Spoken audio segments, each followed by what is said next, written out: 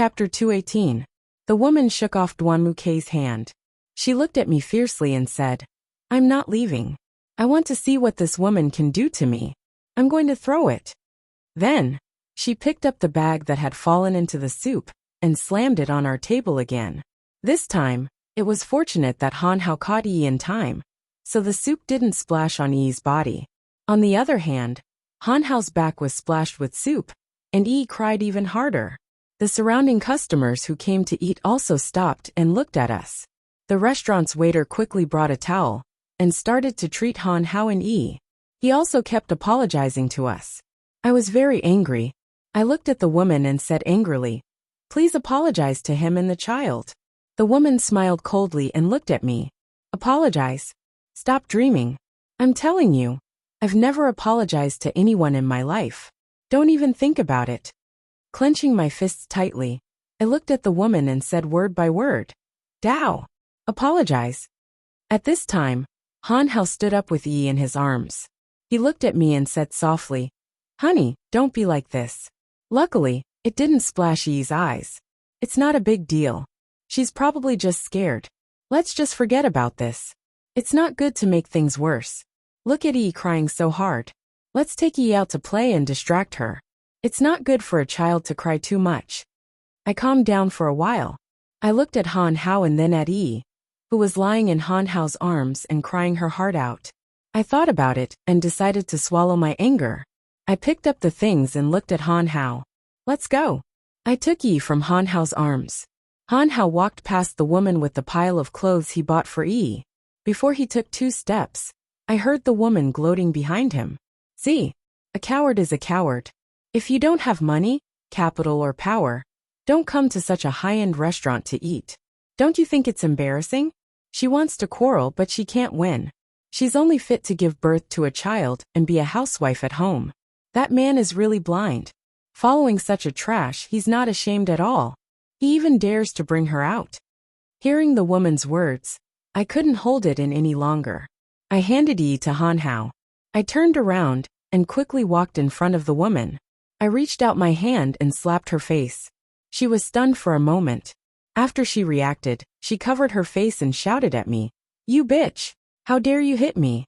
After saying that, she reached out to hit me with her backhand, but I cleverly dodged it. Then, I slapped her backhand again. Just like this, the two of us wrestled together, but she was just a rich second generation after all. How could she compare with me? During the 2 years she spent in the United States with Red Baron, she also taught me some basic close combat techniques. Sure enough, I used it today. After a few moves, she was completely knocked to the ground by me. The arrogance she had just now was completely gone. She was just lying on the ground in a sorry state. She glared at me. "Who the hell are you? Just you wait. I won't let you go." I looked at him with an expressionless face. "It seems like I haven't hit you enough. I just punched you a few times because you were being unreasonable and hurt my people. You made my baby cry. That's fine. If something really happened, I definitely wouldn't let you go. Also, you don't need to know who I am. Your fiancé will tell you who I am." After saying that, I glanced at Duanmu Quebec. He just looked at me with a solemn expression and didn't say a word. I turned around and walked to Han Hao's side. I carried Yi over and then held onto Han Hao's arm as we left the restaurant. I didn't look at Duanmukei's eyes. I didn't want to know what kind of expression he would have. Right now, I only needed to accompany Han Hao and Yi. I could only sympathize with him for having such a fiancé. It turned out that he could also completely forget the person he once loved. Walking out of the restaurant, Han Hao and I found a secluded place to change out of Yi's dirty clothes. It just so happened that we had bought new clothes for her, so she put them on. After putting on the new clothes, Yi stopped crying and making a fuss. Han Hao also bought her a lollipop, which made her even happier. When we left the restaurant, it just so happened that we were wearing men's clothes. We randomly found a store to deal with Han Hao's clothes and changed into the new clothes. After paying the bill, Han Hao looked at me. He didn't have time to change into the new clothes and was still wearing the dress that had been dirted by that woman. Han Hao walked to my side and looked at me with a pained expression. "Idiot, why did you suddenly attack just now? I was holding E and couldn't stop you. I shook my head and looked at Han Hao. This kind of woman, you can't reason with her. Only violence can solve problems. Han Hao smiled. I understand that. But dear, in front of E, being so violent to your beautiful and gentle mother isn't very good, is it? Right. Fortunately, I kept E's face to me, so she didn't see your manly side. How are you going to thank me? I nodded thoughtfully and said to Han Hao, oh right. You're so thoughtful. I knew you were the best. I hugged Han Hao and gently kissed his face. At this moment, the waitress walked over. She smiled at us and said, the two of you have such a good relationship. It's rare to see a married couple with a baby who is still so loving. Sir, these are the clothes you just changed into. We've already packed them for you. Han Hao and I quickly separated. Han Hao smiled and said to the waitress, thank you. Oh right. I would like to ask, which floor are the women's clothes on? My wife's clothes were accidentally dirted, so I have to quickly buy a new set for her to change into. The waitress told us where the women's clothes were, and Han Hao pulled me out of the store. As soon as we walked out of the store, we saw Duanmuke leaning against the opposite wall. He was looking at us, obviously waiting for us. Han Hao and I looked at each other, and then walked over. Duanmuke looked at us and then at E, who was in Han Hao's arms. He suddenly became silent. Han Hao could tell what Duanmuke was thinking. In a soft voice he asked, Xiaoke, why are you here? Duanmuke came back to his senses. He looked at Han Hao and then at me. Xiaoli, you came back to China. When did you come back? I looked at Duanmuke and nodded. In a soft voice I said, yes, I came back to China a while ago. I didn't expect to meet you here. Your fiancée is very beautiful, but her temper is a bit bad. Duanmuke smiled bitterly. He looked at E and said in a soft voice, this baby is yours and Han Hao's, right? It's so cute. I looked at Duanmuke's eyes and saw a trace of sadness. Chapter 219. Han Hao smiled. He hugged E and looked at Duanmu. Quebec, be good E. This is Uncle Duanmu. Come and say hi. E turned her head and glanced at Duanmu. Quebec. Then she turned her head and lay in Han Hao's arms, no longer looking at him. It was very awkward. Han Hao smiled at Duanmuke and said, Xiaoke, don't mind her. E is a bit shy. Maybe she's not familiar with you. Duanmuke smiled and looked at me. It's okay. It's nice to see you guys so loving. I envy you guys. I just looked at Duanmuke and didn't say anything. I really didn't know what to say. The three of us just stood there facing each other. The atmosphere was very awkward. Maybe everyone had something on their minds and didn't want to show it. E lifted her head from Han Hao's arms. She looked at Han Hao and shouted, Daddy, Daddy. Han Hao gently patted E's back and said softly, be good. Daddy's here. What's wrong, baby? E turned her head and pointed at my clothes. Mommy's clothes are dirty. Daddy bought them for her. E heard Han Hao say that he wanted to buy clothes for me. It was rare for her to remember. Han Hao looked at me and realized that I was the only one of us who hadn't changed. He turned to Duanmuke and said, Xiaoke, I'm sorry. I have to take Xiaoli to buy clothes. E kept saying that she wanted to go, so I couldn't refuse. Duanmuke nodded and looked at us. I'm sorry. I apologize on her behalf for interrupting your lunch. I'll treat you guys to a meal when I have the chance.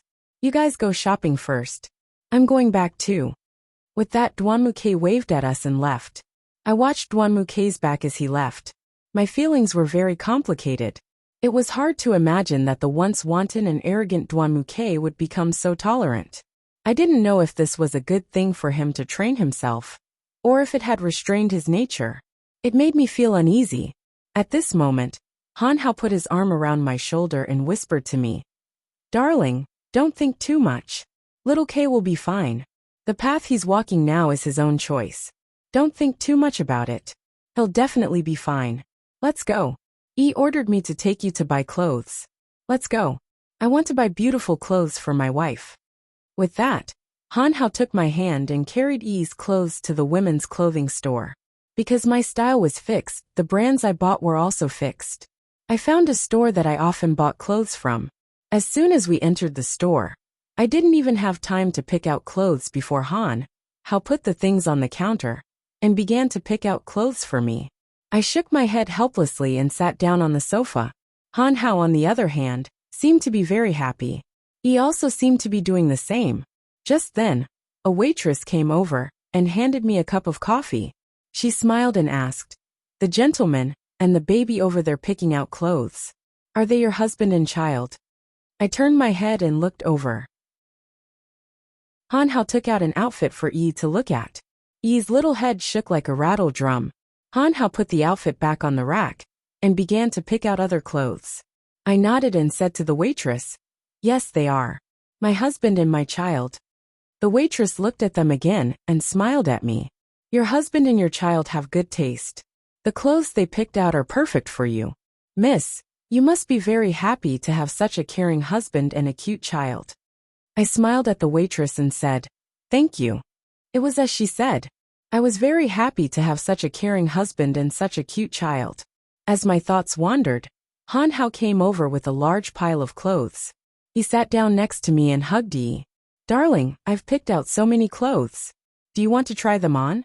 I've already asked the waitress to find clothes for you according to your size. Take a look, and if you like them, we'll buy them all." I looked at the clothes. There was a sharp contrast. The ladylike, light-colored clothes had been picked out for me by Weld Good Liking. The brighter, more fashionable clothes had been picked out for me by Yi. Perhaps it was because she had been with Xingyao for a long time. But Yi's sense of beauty had skyrocketed. I was afraid that she wouldn't like the clothes I picked out for her in the future. I thought for a moment. Looking at the table full of clothes, I said to Han Hao, "Let's buy them all. You and Yi picked these out with great care. It's such a rare gift, I can't bear to turn it down, okay?" I reached into the pile and took out a simple but elegant dress. "Let me change out of this first," I said to Han Hao. Then I turned and walked into the changing room. By the time I was done changing, Han Hao had already paid the bill. There were a dozen more shopping bags. Fortunately, the waitress was very nice to us. She helped us carry a lot of shopping bags to the parking lot. Of course, Han Hao also tipped her accordingly. Then we left the mall and headed back home. Overall, I was very satisfied with today's date. Yi might have been exhausted, because she slept soundly in my arms on the way home. Han Hao drove as slowly as possible, afraid that he would wake Yi up. When we arrived home, I carried Yi to the bedroom first. After putting her to sleep, I went downstairs. The housekeeper had already helped Han Hao bring all the things to the living room. He had bought quite a lot, and the coffee table was full. I asked the housekeeper to help me tidy up the things. I happened to hear that dinner was being prepared at home, so I asked Han Hao to take a break so that we could eat together. Father hadn't returned yet because of some matters at the club. Mother and the Red Baron were still at home, so we sat in the living room and chatted. Not long after we sat down, Han Hao's phone rang. He walked to the living room door to answer the call. After a few simple words, he hung up. Then he walked over to my side and sat down. He looked at me, and then at my mother. "Auntie, I have to go. I just received a call from the club. There's an urgent meeting later, so I have to go now." "Huh. Why don't you go after dinner? It won't make much of a difference. You've been busy all day, and didn't even have a good lunch. There's a lot of good food at home, so why don't you eat a little before you go?" I said softly as I tugged on Han Hao's sleeve. Han Hao turned his head and gently stroked my hair. "No, it's okay. The club seems to be in a hurry, so I'd better hurry back." Han Hao looked at my mother. "Auntie, I'll go first. I'll come see you and Uncle when I'm done." Then Han Hao stood up and prepared to leave. Chapter 220. Mom, I'm going to send him off. With that, I took Han Hao's arm and walked out of the living room. As we walked in the courtyard, I suddenly recalled the first time he sent me home, and I walked him out of the courtyard. I looked at Han Hao. He was still as handsome as before. I said softly, "Xiao Hao, do you remember the first time I sent you out of my house?" "Of course I do. Actually, when I saw you for the first time at Shallow Bar, I was already attracted to you. You were different from other women. Although I was sitting in the same booth with Xiao Kei, among so many people, I could tell at first glance that you were cold glaze. You were like a clear stream in the murky air. I couldn't help but want to get to know you better. Although I knew that your father and my father were friends, you didn't know about my existence. It wasn't good for me to appear in front of you out of the blue, so I tried to strike up a conversation with you. Now that I think about it, it's just like what happened not too long ago. Now that you're mine, I'm very satisfied. Han Hao stood in front of me. He reached out and pulled me into his arms. He said softly, Xiaoli, I might not be able to accompany you today. I just received a call from the secretariat. There seems to be a problem with the company's internal funds. It looks like there's been a lot of trouble recently, so I'll be very busy for the next few days. Maybe I won't have much time to accompany you. Don't be angry.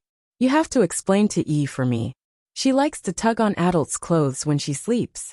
If she can't, you can put your clothes next to her. Maybe she doesn't feel safe. When I'm done with my work, I'll come back to accompany you and Yi. Oh right, I bought a villa in the south of the city, and it's already been renovated. When everything is done, I can formally propose to you and let you marry me and become my real woman, okay? Han Hao gently kissed my forehead. I took the opportunity to hug Han Hao's waist. I know. Yi and I will wait for you to come back. Don't work too hard. Your health is important. You're not alone now. Take care of yourself. I leaned into Han Hao's arms.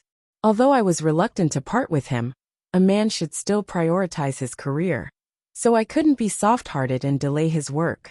After I reluctantly parted with Han Hao, he drove back. At the same time, I bumped into Suri and Xinyao at the door. I was already used to it. Xinyao looked at Han Hao's car and asked me, Sister-in-law, did brother Han Hao just leave? I nodded and said, Yep. He said there was something he needed to take care of at the club, so he left. You two are here to freeload again, right? You really came at the right time. Go on in. Ma prepared a lot of good food tonight. Enough for you to eat. I looked at them with disdain. At this time, Xinyao threw herself into my arms and said coquettishly, You're so annoying. I didn't come here to freeload. I have something to talk to you about. Ah, what is it? I looked at Xinyao with a puzzled expression. Aya, let's go in first. We'll talk while we eat. After saying that, I was pushed into the living room by Xinyao. It just so happened that it was time for dinner. All of us went to the dining room. Because father hadn't come back yet, mother personally brought a bento to father. Tonight, only the four of us were left to have dinner together. Looking at the table full of food, we couldn't help but eat together. At this time, I looked at Xinyao and asked, Silly girl, just now at the door, you said you had something to talk to me about. What is it? Why are you being so secretive? At this time, Xinyao looked at me and said, Sister-in-law, you still don't know? Next week is Han Hao's birthday. You know his character. He's always been low-key. I was thinking about whether or not we should hold a birthday party for him. If uncle and auntie agree, we can hold it at your house. If you can't, then we can hold it at my house. It doesn't matter. The important thing is that we have to start planning it now, and there isn't much time left. I suddenly reacted and said in a daze, What? Xiao Hao's birthday is coming? Xinyao looked at me with disdain and said, Hey, that's your husband. You don't even know when your husband's birthday is. And you want me to think about it for you? Hurry up and think about how to hold a birthday party for him. I lowered my head and thought for a moment, then said to her, Let's hold it at my house. I don't know how to face your parents, and they don't know about Yi's situation. It's better not to let them know. Let's hold it at my house. Yi is almost 3 years old, so let's hold her third birthday together. I'm sure Xiao Hao will be very happy. As for the party, I don't have a clue. I rarely attend parties. At this moment, the Red Baron put down her chopsticks and looked at me. Leave this to me. I'll sort out the preparations for the party, the activities, and the budget the day after tomorrow and show them to you. As for the procurement and preparation work, I might need to borrow Suri to come with me. The Red Baron looked at Xinyao. After all, it was better to tell her in advance if she wanted to use her husband. Xinyao nodded and said calmly, It's fine, Red Baron. Use him as you please. If there's any hard work, tiring work, or dirty work, just let him do it.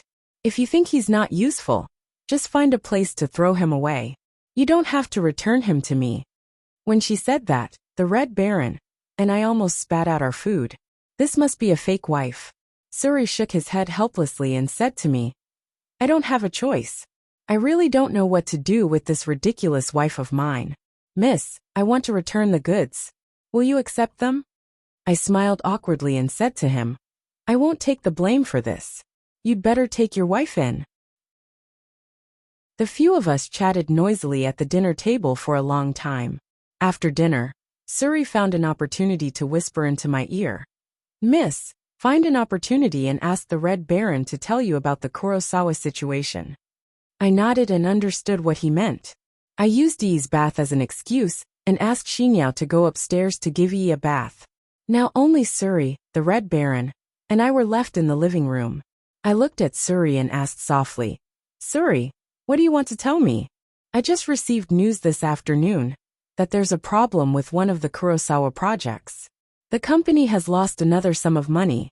Right now they're having a meeting to discuss how to deal with it. I have a feeling that it's not that simple. It seems like Secretary Li isn't the only traitor. There should be others. How could this be? No wonder Xiao Hao left in a hurry. So it was because of this. What's going on? Did you find out? Chapter 221. I was suddenly a little worried. This was the so-called misfortunes never come singly. I didn't know if Duanmuke would be able to survive this. I was indeed a little worried. At this moment, the Red Baron looked at me and said, Indeed, I've heard similar news. You don't have to worry too much. Suri and I will first investigate the situation on their side in detail. However, I hope that you'll be mentally prepared.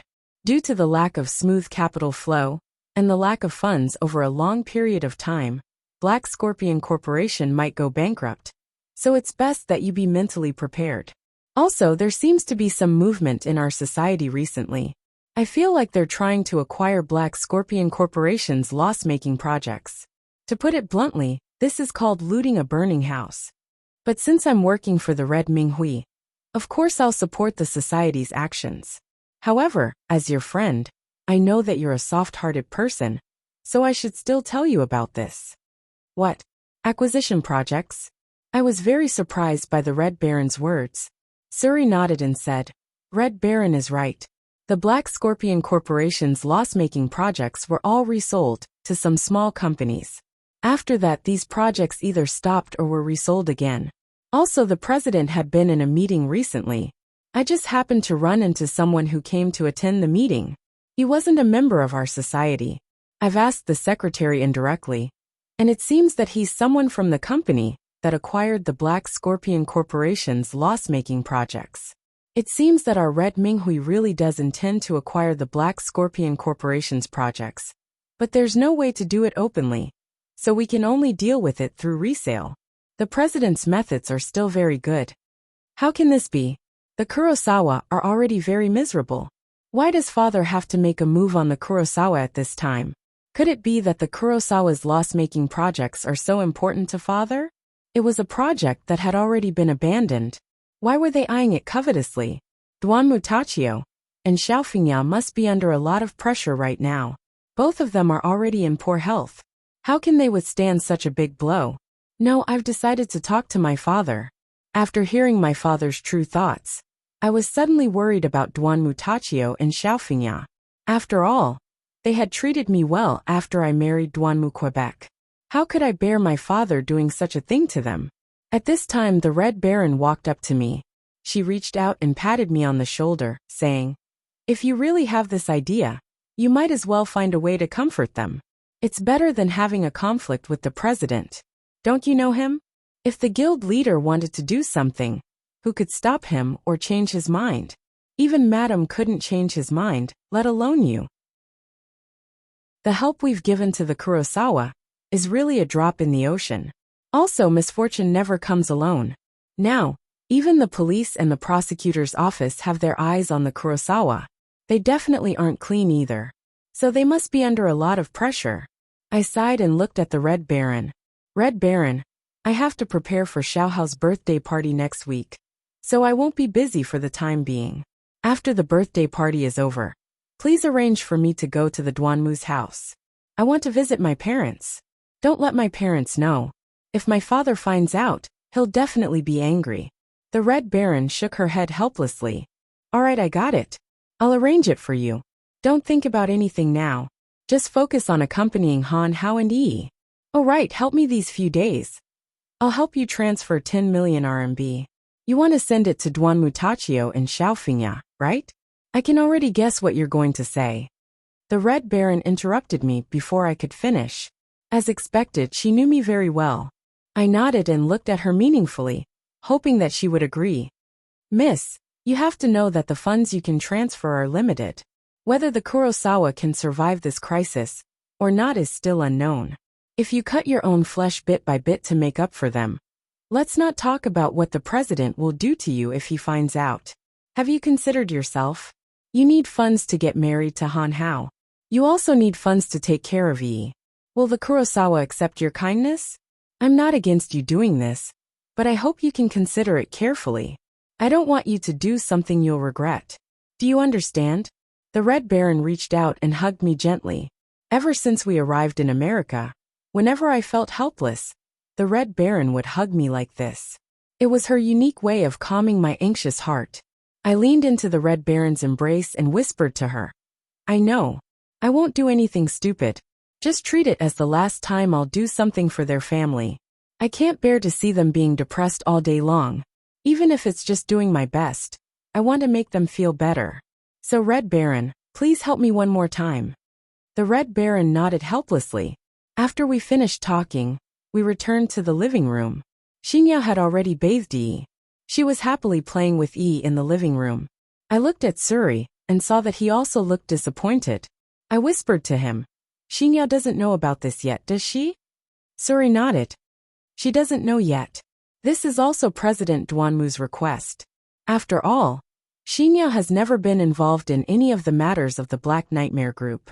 If Xinyao finds out, she won't be able to handle it. Dad is actually quite right. If you really can't handle it, you should send Xinyao to America first. Doesn't she still have things to do there? It's fine. Xinyao and I have saved some money from our marriage. Although it's not a lot, I've given it all to President Duanmu. You can say that I've done my best. Xinyao told me that she hasn't had a good time after being together for so long. And now something like this has happened. I don't feel good about it either. Suri's expression was very disappointed. I could tell that he wasn't in a good mood. We walked into the living room. When Xinyao saw us, she stood up with Yi in her arms. She looked at us and said, Hubby, you're done talking? It's getting late. We should go home. I just called Dad, but he didn't pick up. He's probably too busy at the meeting. Suri nodded. He looked at Xinyao and said, Let's go home. Milady should take Yi to rest. We still have to go home tomorrow and prepare for Han Hao's birthday party. There are a lot of things to do, so we still have to plan. Xinyao handed Yi to me. She took her bag and hugged Suri's arm. Then she left with Suri. Looking at their loving backs, I really envied them. Chapter 222. After Xinyao and Suri left, the Red Baron went back to his room. I carried Yi back to the bedroom. I lay on the bed with Yi sitting next to me. She was having a great time playing with her toys. At this moment my phone rang. I took it out and saw that it was Han Hao. I answered the call. Xiao Hao. Darling, I'm done with the meeting. I just finished. I heard Han Hao's tired voice. The meeting had been going on for a long time. A few hours had passed, and I was worried about his health. You've worked hard. Have you eaten? It's very late. I was worried. I haven't had time to eat yet, and I can't eat anything now. Something happened in the meeting, and Uncle Duanmu's entire state is not good. During the meeting, he took the medicine that he brought with him several times. We all suggested that the meeting be suspended, but he insisted on finishing the meeting. We couldn't persuade him otherwise. But my wife reminded me that I am indeed a little hungry. I sighed. It seemed that the loss of the project had really affected Duan Mutachio. I said to Han Hao, You should go eat something first. You can't not eat. You haven't eaten dinner yet. I'm not in a hurry. Where's Yi? I miss Yi. What is she doing? Han Hao actually missed Yi. I handed the phone to Yi and said softly, Yi, it's Daddy. Do you want to hear it? Yi immediately perked up when she heard that. She climbed into my arms and snatched the phone from my hand. She said loudly into the phone, "Daddy. Daddy, where are you? Darling E, what are you doing? Did you miss Daddy?" E nodded seriously and said, "I miss Daddy. I'm playing in Mommy's arms. Daddy, when are you coming back? E misses Daddy." I heard Han Hao say softly on the other end of the phone, "E, be good. Daddy misses you too, but Daddy can't go back today. Daddy has something to do tonight. E, you have to be good and stay by Mommy's side, okay? You can't run around and make Mommy unhappy, okay? One by one." She didn't expect that after hearing Han Hao's words, E would actually start crying. She cried out loudly, "Dad, why didn't Daddy come back?" Seeing E crying so sadly, I couldn't do anything about it. I took out a tissue and gently wiped E's tears. E was still crying very hard. I took the phone from E's hand and said to Han Hao, "Xiao Hao, don't worry. E will be fine soon. Remember to eat and don't work too late. Your health is important." There was silence on the other end of the phone for a long time. Han Hao whispered to me, "Honey, can you come out and have a midnight snack with me later? Just find a place near home. I miss you and E. Can you do me the honor of having a meal with me? It won't take long." I raised my head and looked at the time. It was already 10 o'clock. Although it was very late, I also missed Han Hao. I whispered to him, "Okay, I got it. Then when you come to the door, give me a call and I'll bring E over." "Okay, I'll be there in 20 minutes. Then Han Hao hung up the phone. I put down the phone and turned to see E looking at me with a serious face. I looked at her suspiciously and asked softly, "What's wrong? E, why are you looking at me with such a strange expression?" "Mommy, did Daddy say anything?" E's expression was still serious. I smiled and stroked her hair. "You care about your daddy so much. I'm not happy that you don't care about me anymore. Your daddy said he'll find us later for a midnight snack. He said he misses you. That's great. That's great." E jumped on the bed happily. Seeing her happy expression, I realized that just giving a child motherly love was not enough. She needed a good father to guide her life. After interacting with Han Hao for 2 days, I realized that many of E's bad habits had been changed. She also didn't speak in single words or phrases like before. Instead, she spoke in continuous sentences. I also noticed that Han Hao was very strict with E's language education. I got out of bed and opened the wardrobe. I didn't know what to wear for E, because it would be cold at night. I still wanted to give her a jacket. At this time, E walked to the bedside and pointed at a pink dress in the wardrobe. "Mommy, I want to wear that dress." That dress was bought for her by Han Hao. No wonder she liked it so much. I took it out of the wardrobe and put it on E. It fit her very well. I also changed into the clothes and waited for Han Hao to call me. I tidied up a little and carried E downstairs to the living room to wait for the call. At this time, my parents walked in from outside, but they looked very serious. They didn't even say a word. My father went into the study. When my mother saw me, she sat on the sofa. I looked at my mother and asked softly, "Mom, what's wrong? You and Daddy don't look very happy. Why did you come back so late?" My mother sighed. She looked at me and said, "Are you and E going out? It's already so late." Yes. Han Hao just finished a meeting and hasn't eaten yet. He'll come to pick us up later. We'll go eat with him.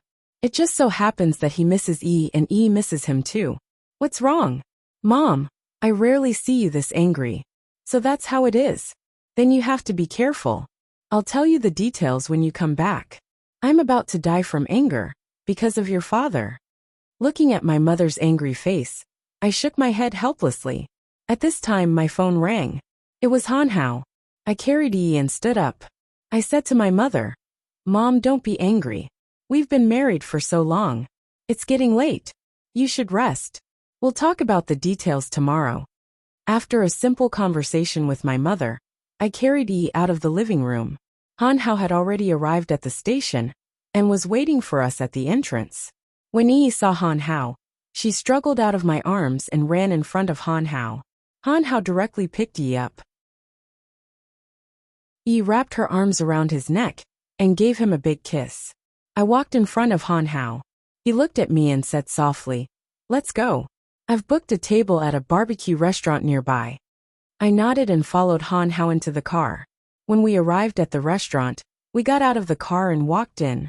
Although it was already very late, there were still many people eating. Han Hao found a table by the window, and we sat down. He ordered some simple food and started playing with Yi. I looked at Han Hao. Although he deliberately tried to show his energetic side, I could see that he was tired. Chapter 223. The food was already served. Han Hao barbecued the meat and fed Yi at the same time. He didn't care about himself at all. My heart ached as I looked at him. I whispered to him, "Xiao Hao, why don't I feed Yi? You haven't had a proper meal yet. Hurry up and eat more." Han Hao smiled and looked at me. It's okay. I miss Yi and I've eaten a lot. Darling, you don't have to worry about me." I looked at Han Hao and whispered, "I already know that there's a problem in Kurosawa again." I told Han Hao bluntly that the funds that the Red Baron wanted to transfer to Kurosawa's funds would have to go through Han Hao. Han Hao looked at me and whispered, "So you already know?" It seems like the Red Tea Society's information network is very well informed. I thought it would take some time before we found out. In fact, the society has been blocking the news. The president doesn't know how to deal with it anymore. The society is in a mess now. Little K didn't come to the meeting today, but I think he already knows what's going on. His tolerance is also very poor. I tried to contact him all night, but I couldn't reach him. I couldn't get through to him even though I tried. I thought for a moment, then looked at Han Hao and said, "Xiao Hao, I asked the Red Baron to transfer 10 million from my liquid funds. After I withdraw the money, I'll have to transfer it to the Kurosawa project through you. It's not convenient for me to show my face, and I can't let my parents know, so I'll have to ask you to do this. Your own funds? Darling, last time a stranger in Kurosawa invested 10 million. Was it you? It must be you, and it should be under someone else's name. Where did you get so much money? Did you use the Red Minghui's money? Do your parents know?" Han Hao was suddenly angry. He looked at me seriously and put down his chopsticks. I sighed and looked at Han Hao. "Xiao Hao, can you help me one more time? I know that this amount of money is nothing to the Kurosawa right now, but it's also a token of my sincerity. This might be the last time I can transfer so much money. I don't know when my parents will find out. If they do, I might be grounded. Just treat it as me doing this for the Kurosawa, Duan Mutachio, and Xiaofingya, okay?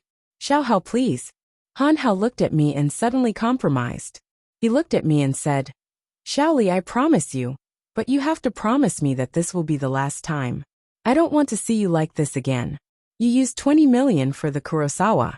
You know, Xiao K can't pay you back with this amount of money. It's like this money is wasted. Do you know that you still want to invest for them?" I nodded and looked at Han Hao. "I know. I don't expect them to pay me back. Just treat it as my investment. Of course, this time I will let the Red Baron take my place. With her name, it won't be good for me to show my face. So please help me. Thank you, Xiao Hao. I promise you that this will be the last time. Xiaoli, do you still have feelings for Xiao Ke? Tell me the truth. You don't have to consider my feelings." I could see that Han Hao was a bit angry.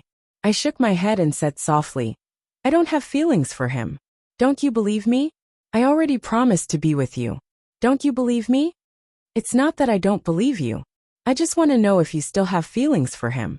After all, you two were together before. I'm worried." "What are you worried about? Are you worried that we will still be together?"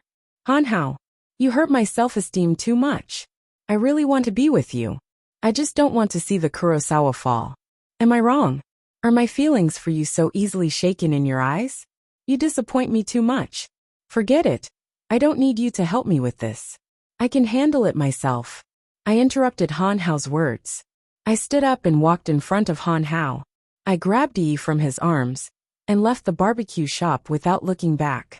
I heard Han Hao call my name behind me. Yi also cried loudly in my arms. But I couldn't care less. I didn't know what I was angry about either. Maybe it was because Han Hao didn't trust me, which made me very disappointed. I carried Yi and angrily walked back home. My phone kept ringing, and I knew it must be Han Hao. I was so angry right now that I didn't want to pick up his call. Yi kept crying on my shoulder. But I couldn't care less. I carried her upstairs to the bedroom and put her on the bed. She was still crying and making a fuss. I was a bit angry. I looked at Yi and said angrily to her, "Lung Ling you. What are you crying for? Don't cry. I want Daddy. I want Daddy. You left Daddy there." Yi cried and rubbed her eyes. "Don't cry. He's not your daddy. What do you want from your daddy?" I said it. "Don't cry. I'm angry." I put my hands on my waist and looked at Yi. She continued to cry and her cries were heart-wrenching. Her cries were getting louder and louder. I was so angry that I didn't want to care about her anymore. So I sat on the edge of the bed. Unexpectedly, Yi's cries attracted the Red Baron. She knocked on the door and walked in. First, she saw my angry face, then she saw Yi crying on the bed. She sighed and walked over to Yi. She gently picked her up and patted her back. Yi's cries gradually quieted down. After a while, Yi actually fell asleep in the Red Baron's arms. I gradually calmed down. After the Red Baron put Yi on the child's bed, she walked over to my side and patted my shoulder gently. "Come with me." I followed the Red Baron to her room. After the Red Baron closed the door, she turned around and looked at me. "What's wrong with you? Yi is only 3 years old. Why are you angry with her? It's a good thing you didn't wake the president and his wife up. If you woke them up, they would definitely scold you. What's the reason? Tell me what's wrong." I sighed and looked at the Red Baron. "It's nothing. I just don't feel right. Tell me the truth. Are you trying to hide your thoughts from me?" The Red Baron put her hands on her waist and looked at me with disdain. I pursed my lips and described my conversation with Han Hao to the Red Baron. The Red Baron thought for a moment and said, "Based on what you said, I think Han Hao didn't do anything wrong. Even if Han Hao did something wrong, Yi didn't do anything wrong. You shouldn't get angry at Yi and yell at her. She didn't do anything wrong for missing her father. You shouldn't vent your anger on Yi." Chapter 224. I thought about it for a moment. I really shouldn't have treated Yi like that. Then the Red Baron looked at me and said, "How about this? Yi finally fell asleep, so let's not disturb her today.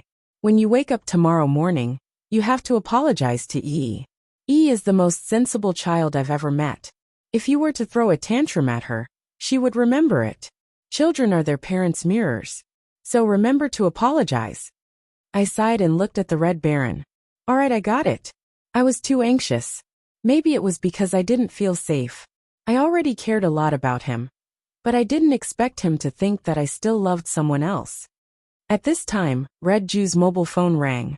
She glanced at the mobile phone, then looked at me and said, "Okay, let's go to the garden and listen to how he will explain to you. He has called me no less than 20 times since the beginning, and he probably called you even more. Just now, he sent me a message saying that he is waiting for you in the garden and asked you to go down. If you believe me, go down and give him a chance to listen to how he explains to you. If he is really wrong, you have to give him a chance to redeem himself, right? Isn't that right?" I thought for a moment and nodded. I took out my phone and looked at it. As expected, there were dozens of calls and texts from Han Hao. I sighed and left the Red Baron's room. I went downstairs and came to the garden. As expected, I saw Han Hao standing under the big tree in the garden. I walked up to Han Hao and looked at him. He looked at me with deep affection. Just as I was about to speak, Han Hao reached out and pulled me into his arms. I was stunned. He cupped my face and kissed me gently on the lips. He hugged me tightly in his arms. Before I could resist, Han Hao hugged me even tighter. After a while, Han Hao lifted his head and looked at me. I was blushing, but I wasn't sure if he could see that. Han Hao looked at me with deep affection in his eyes. I sighed and was about to speak when Han Hao pulled me into his arms again and gently stabilized me. I couldn't resist at all. After a while, Han Hao lifted his head and looked at me again. "What else do you want to say?" I closed my mouth tightly. I was afraid that if I opened my mouth again, he would kiss me again. Han Hao seemed to see my hesitation. He reached out and gently brushed my nose. "All right, say it. I won't force a kiss. I'll let you talk." I sighed. I was about to speak, but I suddenly forgot what I wanted to say.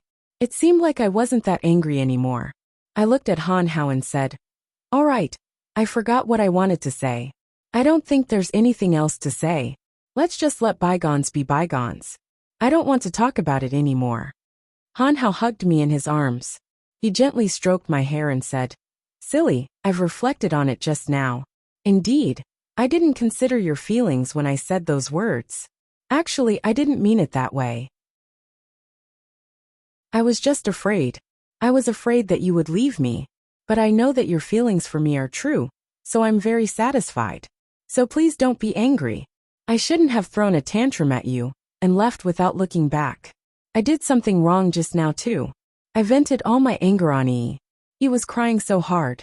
If Red Jew hadn't coaxed Yi, I would have let her down the entire night. I'll have to apologize to her tomorrow morning. It's all my fault. I shouldn't have thrown a tantrum at her. Hanhao nodded. He looked at me and said, How about this? I'm also responsible. Let's apologize to Yi together tomorrow. Does Yi have anywhere she wants to go? We'll take her to have fun tomorrow.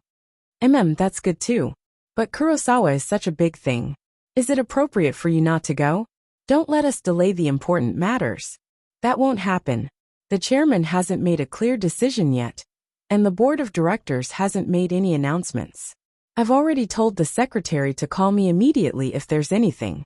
Oh right, I know of a fun place where all the children go for morning classes. Let's sign Yi up. She can even play with children her age. What do you think? I think Yi is so cute. When she grows up, I want her to learn how to dance. I want her to be a beautiful little angel. What do you think? That's a good idea. Let's do it then. Yi and I will be waiting for you tomorrow morning. I glanced at my watch. After all the trouble, it was already 11:30. I said to Hanhao, It's getting late. You should go back early and rest. You must come early tomorrow. Hanhao looked at me and smiled. He reached out and touched my chin. He looked at me with a smirk and said, What's wrong? You can't bear to part with me? It's rare that you can't bear to part with me. What should I do? I can't bear to leave you either. Hanhao held me in his arms. He gently buried his head in my shoulder and kissed my neck. My whole body felt hot, and I held onto his collar tightly. Hanhao's hand stroked my back. My breathing was a little short, and I collapsed in Hanhao's arms. Hanhao put his hand under my shirt, and I didn't dodge. I just hooked my arms around his neck and kissed his lips. Hanhao's hand wandered all over my body. I couldn't stand still. Hanhao held me with one hand and stroked my body with the other. I couldn't take it anymore. I whispered into Hanhao's ear, Xiaohao, don't do this. I can't stand properly. Xiaohao. Hanhao looked at me and smiled. He gently kissed my neck again. My body became even more limp, and I collapsed in his arms. I was already tortured beyond recognition. I gasped for air and felt like my whole body had been electrified. After a while, Hanhao stopped. He looked at me and smiled. This is your punishment for being disobedient today. Next time, if you're disobedient, I will. You know what I mean. Hanhao cupped my face and kissed my lips softly. Then he looked at me and said, All right, it's getting late. I have to go. You should rest early too. After I sent Hanhao off, I went back to the bedroom. Yi was still sleeping soundly in the baby bed. I gently covered her with the blanket.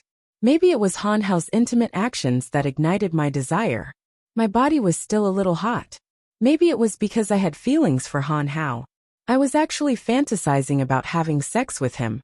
My face turned red again.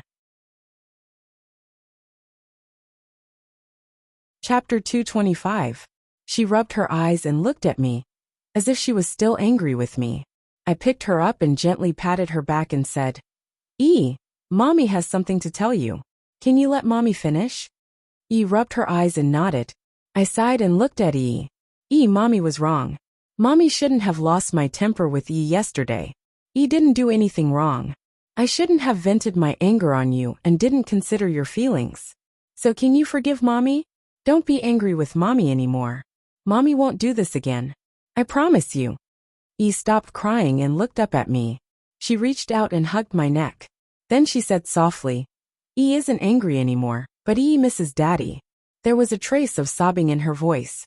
It seemed that her mood was really affected because she didn't say goodbye to Hanhao yesterday. I looked at Yi and said, Yi, be good. Daddy came over yesterday when you were asleep. He said that he was going to take Yi out to play today, to a place where there are a lot of children.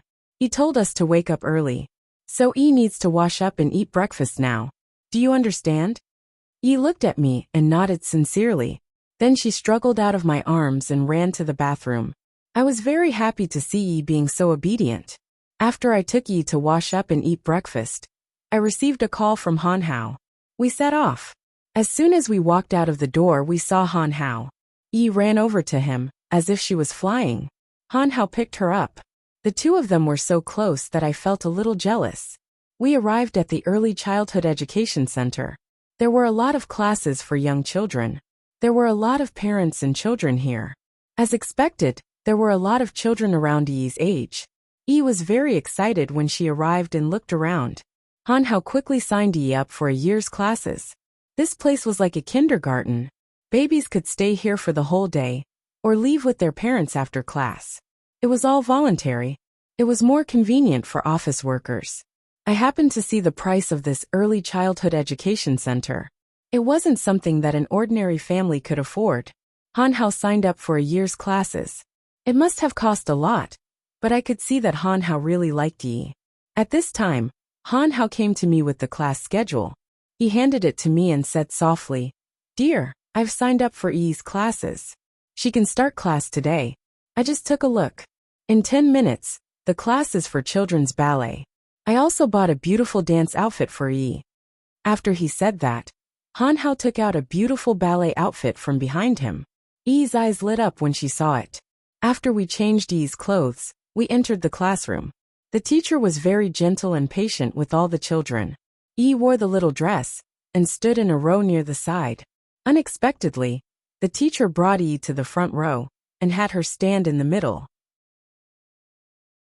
I looked at Han Hao. Han Hao smiled at me and said softly, "VIP. You know. Indeed, Han Hao had spent so much money. No matter what, he should be a VIP. Han Hao and I looked at Yi. She was very serious as she followed the teacher's instructions. Even if some of the movements were difficult for her, she would still do her best. Her tenacity was very similar to mine. Even the teacher praised Yi. When it was time for halftime, Yi ran to our side. Han Hao hugged Yi and asked softly, "Yi, how is it? Do you like it here?" Yi nodded. "I like it here.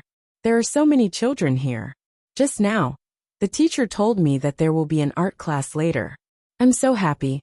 Just then, a staff member from the Early Education Center came to us. She smiled and greeted Yi. Han Hao looked at her and said, "Oh, you're here. This is my daughter. I'll leave the rest to you." "Yes, Mr. Han." The woman looked at Yi and said, "Hello, Yi. From now on, you'll be with me in school. Can you call me Teacher Xiaomei?" Yi looked at her and smiled. "Hello, Teacher Xiaomei." Teacher Xiaomei gently stroked Yi's hair. At this time, Han Hao stood up. He looked at Teacher Xiaomei and said, "I'll leave the rest to you. I'm going to take my wife out for a bit. We'll be back after lunch. If there's anything you need during this period of time, please remember to contact me." Han Hao turned his head and looked at Yi. "Yi, Dad is taking Mom out to do something. We'll come back to pick you up after lunch, okay? Just be good and listen to Teacher Xiaomei, okay?" Yi looked at Han Hao and nodded. "Dad, I understand. I'll be good and wait here for Mom and Dad to pick me up. Dad, you guys go do your thing." With that, she ran off to class without looking back. Han Hao pulled me out of the Early Education Center. After we walked out of the center, I looked at Han Hao and asked, "Xiao Hao, why are you in such a hurry to take me out? Is it okay to leave Yi here alone? I'm still a bit worried. After all, she's never left my side for too long. I'm still a bit worried." Han Hao pulled my hand and walked forward without looking back. He whispered to me, "Don't worry, I've already paid for it. I've also done my research. This Early Education Center has the best reputation. I also paid for Teacher Xiaomei. For the sake of money, they'll take good care of Yi. You don't need to worry. How could I bear to see anything happen to Yi? I just want to take you somewhere right now." Hearing Han Hao say that, I didn't say anything else. I just followed his footsteps, wanting to know where he was taking me. There was a 5-star hotel not far from Yi's Early Education Center. Han Hao took me there. and went straight upstairs to a room. Han Hao suddenly walked behind me and put his hand on my shoulder. He handed the room card to me and said, "Open it." I froze. Was Han Hao going to take me to a hotel? No way. Could it be that my performance yesterday was too obvious and he found out? That shouldn't be. There was clearly no light. How did he find out? Impossible. It must be something else. I shouldn't panic. Chapter 226.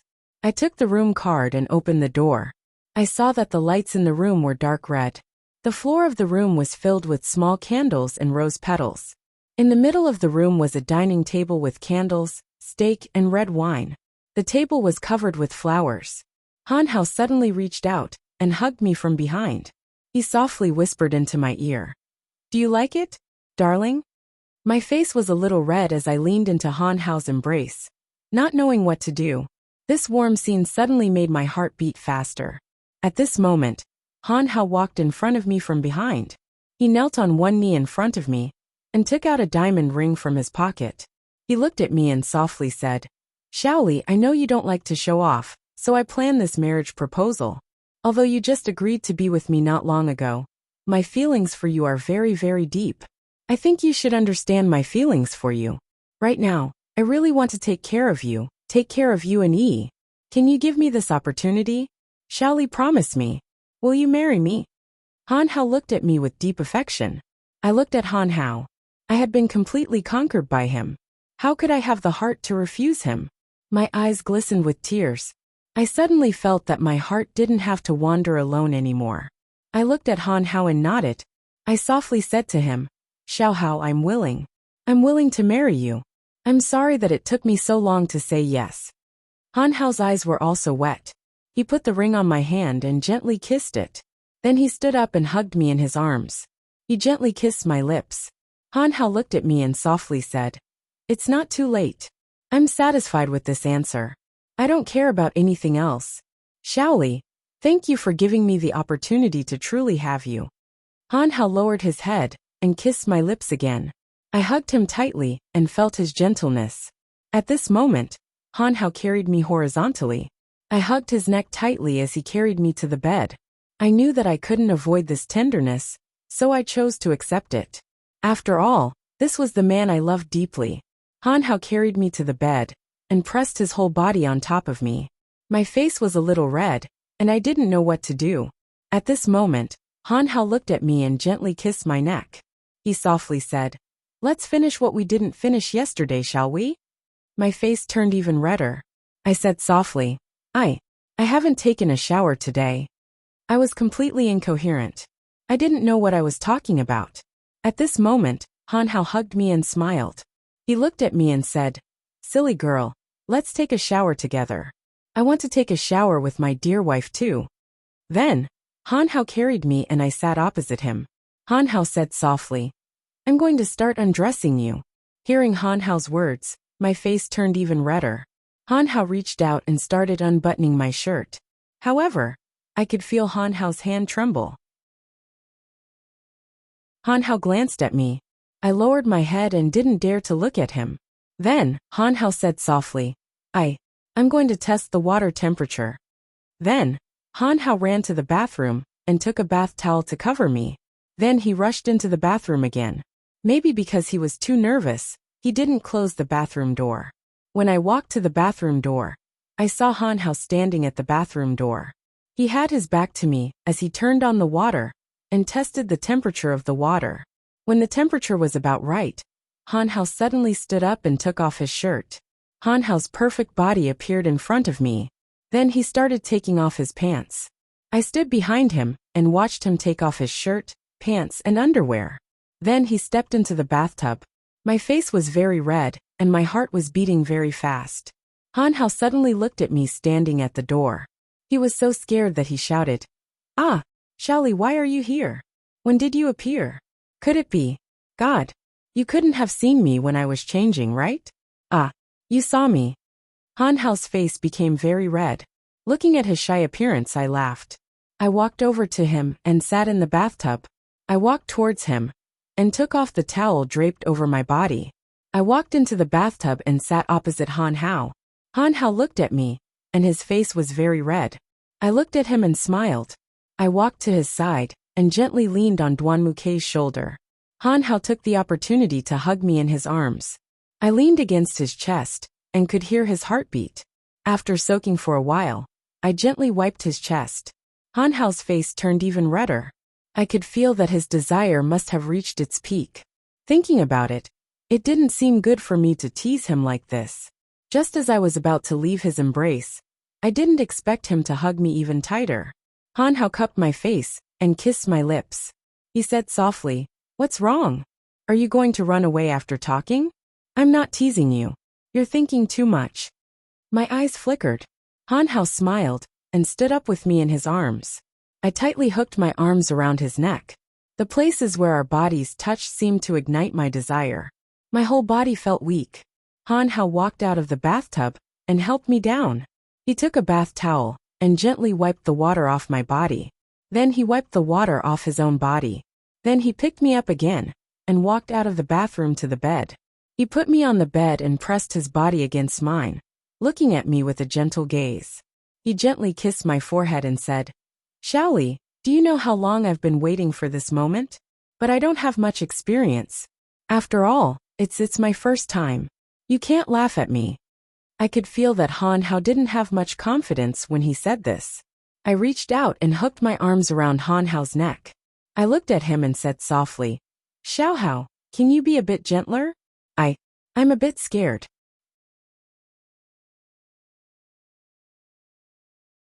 Chapter 227. Han Hao reached out and gently stroked my face. "Silly, how could I bear to hurt you?" he said softly. Han Hao lowered his head and gently kissed my lips.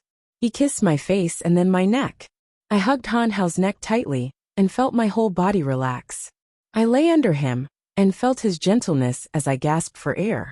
Han Hao kissed my neck while he reached out and caressed my body. His hands were very soft, and they gently caressed my upper body. Han Hao completely ignited my desire. At this moment, Han Hao raised his head and looked at me. I still hadn't reacted. Han Hao said softly, "Darling, you look so beautiful right now." Han Hao also lay down beside me and hugged me gently. His body was covered in sweat. His heart was beating fast, and his breathing was very loud. I took a tissue and gently wiped the sweat off his face. Han Hao hugged me and patted my back gently. He looked at the time. It was already 11:30. There was still half an hour before Yi's class ended, and lunch was over. Han Hao whispered to me, "It's getting late. There's still half an hour before we have to go and pick Yi up." I snuggled into Han Hao's arms and hugged him tightly. I haven't laid down enough. I snuggled into Han Hao's arms like a kitten. Han Hao looked at me acting cute and smiled. Be good. Let's go and take a shower now. We'll have plenty of time in the future. But Yi's class is about to end, and we promised Yi that we'll go and pick her up after lunch. We have to keep our word in front of the child. If we don't keep our word, we'll teach the child the wrong things, okay? I sighed and nodded helplessly. Han Hao gently stroked my hair and said, "Be good, darling. I also want to be lovey-dovey with you like this. We'll have plenty of time in the future, okay? Let's go and take a shower." Han Hao stood up from the bed. He carried me horizontally and walked towards the bathroom. Han Hao wasn't as shy as he was at the beginning. After a round of passion, I felt that Han Hao was even more manly. He carried me into the bathtub and gently wiped the sweat off my body. I could feel the warmth of his arms. I turned my head to look at him and gently wiped his body. Han Hao looked at me with a smile. His expression was very gentle. I didn't know why, but for a moment, it reminded me of Duanmu, Quebec. I was stunned and stopped. "Darling, what's wrong?"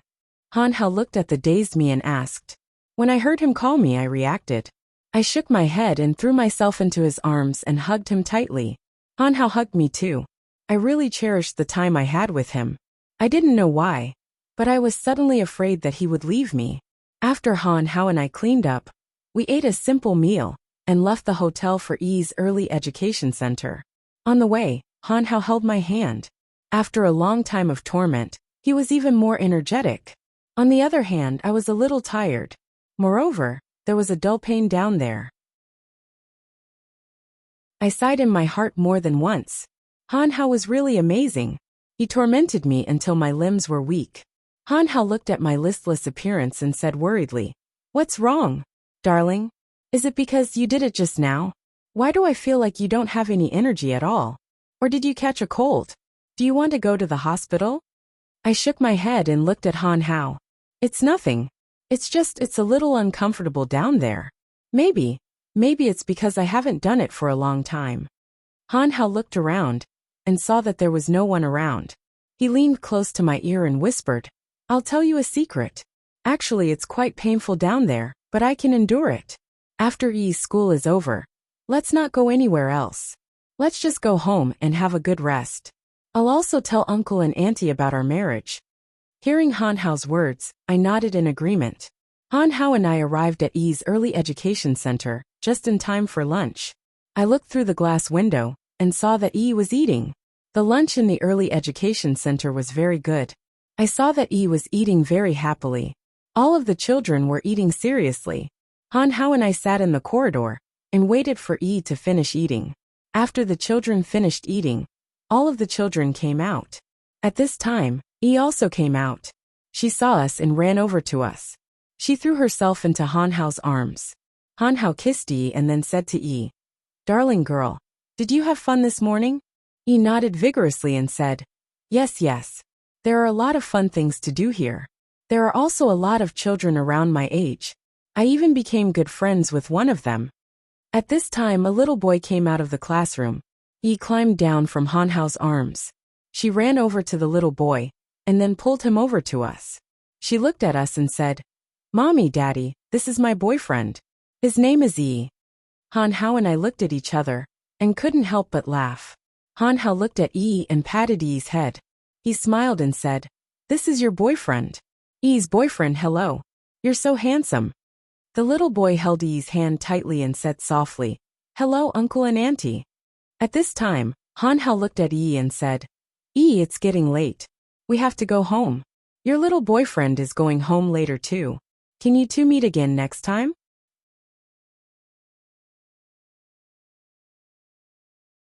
Chapter 228. After saying goodbye to boyfriend, we drove home.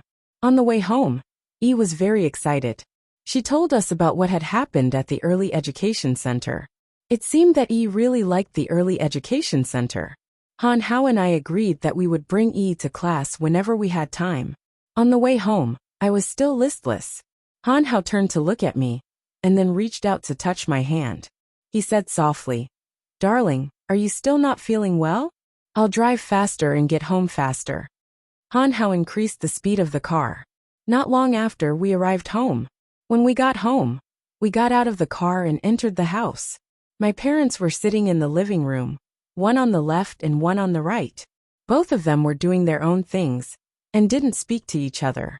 It seemed that the conflict between my parents hadn't been resolved yet. Han Hao stood at the door with in his arms. He could tell that there was a problem between the two elders. He said softly to me, "Darling, what's going on? Why is the atmosphere so awkward?" I whispered into his ear and told my parents about what had happened 2 days ago.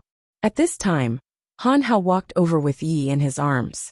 He said loudly, "Uncle, Auntie, we're back." My parents looked up and saw Han Hao. My mother said, "Xiao Hao, you're back. Where did you go today?" We enrolled in an early education center. Today was her first day of class, and she felt pretty good. At this time, Han Hao looked at my father. He handed to my mother and then said to my father, "Uncle, I have something to discuss with you about the Kurosawa. Let's go to the study." "All right, follow me." My father stood up and followed Han Hao into the study. I looked at my mother. She looked very serious today. She was probably still angry with my father. I walked over to my mother and sat down. I looked at her and said softly, "Mom, what's wrong?" "I'm fine." Although my mother said that she was fine, she was definitely very angry. I called the nanny and asked her to take to the Red Baron. Then I looked around to make sure there was no one around. I said softly to my mother, "Mom, it's okay. There's no one here. If you have something to say, just say it. If you don't say it, it'll be hard for you to keep it in your heart." I don't feel good about it. My mother sighed.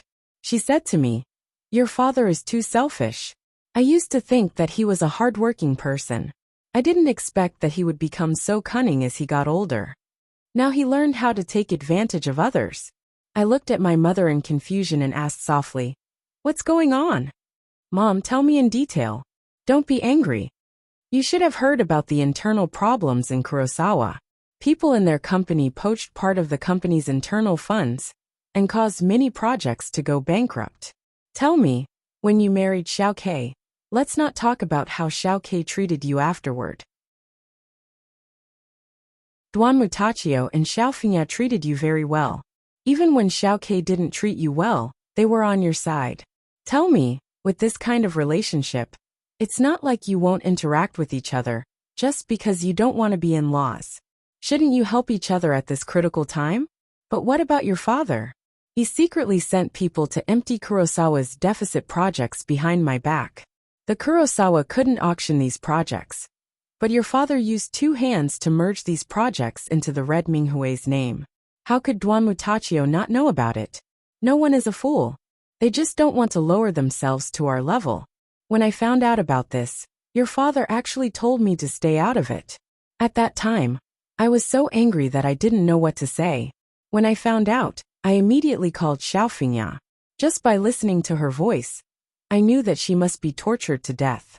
Because of this, I came back and quarreled with your father. Your father said that I didn't understand him, and I said that he was heartless. Just like that, we quarreled and neither of us wanted to talk to the other. Hearing my mother's words, my heart warmed. Or maybe it said that women's hearts are soft. Looking at it now, it was just as Suri said. My father really did buy Kurosawa's bankrupt projects. It was really too much. I looked at my mother and said, "Mom, don't be angry. I did hear about the Kurosawa incident. Dad did go overboard. But you don't have to be angry with him. You're already an old married couple. Don't let this affect your relationship of so many years." As for Duan Mutachio and Xiao Fengya, after I celebrate Han Hao and Yi's birthdays, I will find time to visit them. She took out a bank card from her pocket and handed it to me. She said to me softly, "Lier, it's not good for me to go over. This is the 5 million I saved before. Please give it to Xiao Fengya for me. After all, I have known her for so many years. When we went to school together, our relationship was also very good. Now that her family is in trouble, I can't just sit back and watch. But don't let your father know about this for the time being. If he knows about this, he will definitely fly into a rage again. I'm not afraid of him. I'm just worried that his anger will hurt his body. It's not like you don't know that his blood pressure is high. He has a high blood pressure." I gently patted my mother's back and said, "Mom, I know. Don't worry. In fact, I also transferred 10 million from our company. I'm going to give it to them next week. Mom, please keep this a secret for me. I really didn't help their family because of Duan Mu Quebec. I also helped Duan Mutachio and Xiao Fengya because they cared about me. Mom, I hope you can understand." "Silly girl, I know. Don't worry. I'll take care of your father. Don't worry. I won't be angry with him anymore. I have to coax him. Only then will you be able to handle things on your side, right?" At this time, my mother saw the ring on my finger. She immediately understood. She said to me, "Right, I see that Han Hao is very good to you. He should have proposed to you. How did you two decide? When did you decide to get married?" My face suddenly turned red. I lowered my head awkwardly and said to my mother, "Xiao Hao is very good to me. He did propose to me. It's just that I haven't decided when I'm going to marry him. Isn't it too sudden? But he's really good. He's a good man. I want to cherish him. He also likes him a lot. There are some things that I can't say, but Xiao Hao can. He also helped me solve a lot of problems, so I still want to marry him." My mother took my hand and said, "When you meet the right one, cherish him. Your father and I both like him. He's a good child. He's filial and sensible."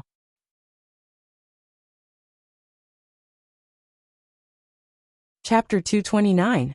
Also, you might not know this, but a lot of information about the Kurosawa came from him to your father. Although it's immoral, your father also used some extreme methods, Mother said angrily. "Extreme methods? What methods? Mom, did Dad threaten Xiaohao? What methods did he use? I anxiously asked Mother. Mother looked at me and sighed. On the surface, he acted as if he had an agreement with Han Hao's father. But in reality, he was threatening Han Hao's father. He has really changed. He never had this kind of attitude before. Ever since he started earning money, he has completely changed. I don't want to talk to him anymore.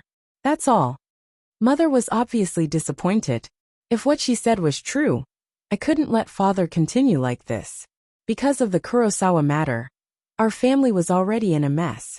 Just as I didn't know what to do, Han Hao and father walked out of the study. I looked at mother's expression, which became even more serious. I quickly stood up and walked over. I looked at Han Hao, who was smiling at me. It seemed that he and father had a good talk. I looked at father and said softly, Dad, Mom wants to talk to you. You go talk to her. Han Hao and I are going upstairs. Father looked at mother, and then said to me in a low voice, What do you want to talk about? I pulled father's arm and said, Dad, you can talk to my mom properly. You're already an old married couple, what can't you solve? Okay, we're going upstairs.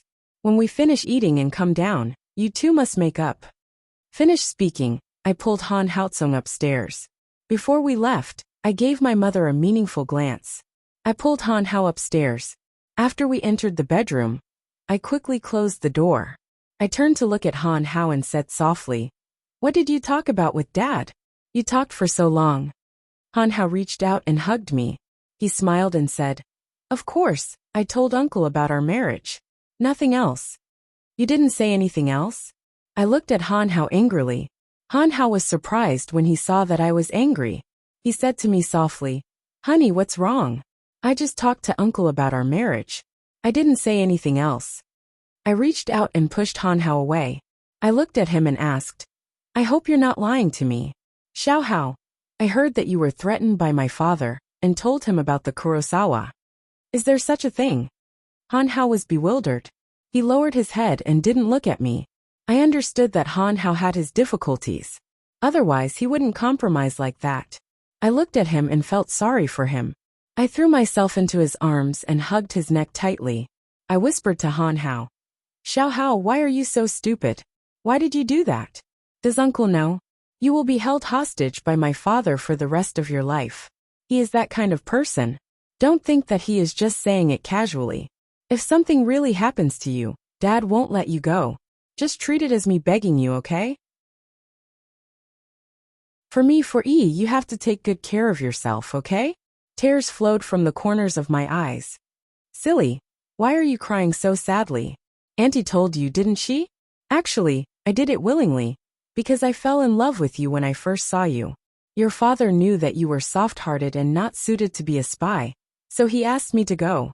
He said that if I didn't go, he would tell Duanmu Lixiong about the secret information about the Black Nightmare Society that my father had provided him. It was only then that I found out about the things my father had done for Uncle. Thinking that I would be able to see you often, I agreed without hesitation, including the fact that the Black Nightmare Society's internal funds were in deficit and that the project was facing bankruptcy. I was also the one who told Uncle about it, but it wasn't my idea to ask Uncle to purchase the loss-making project of the Black Nightmare Society. I have something to ask you. I hope you can tell me honestly. Did you cause Duanmu K's internal financial deficit? I suddenly felt that my outlook on life had collapsed. I thought to myself, if Duanmu K was forced to work for my father, but if he was the one who caused the Kurosawa's internal financial deficit, I would never forgive him. Darling, what are you thinking about? I am indebted to the Kurosawa. I only told Uncle about the Kurosawa's current situation. I didn't do anything else. I can swear to you. I can let myself down. I can let anyone down.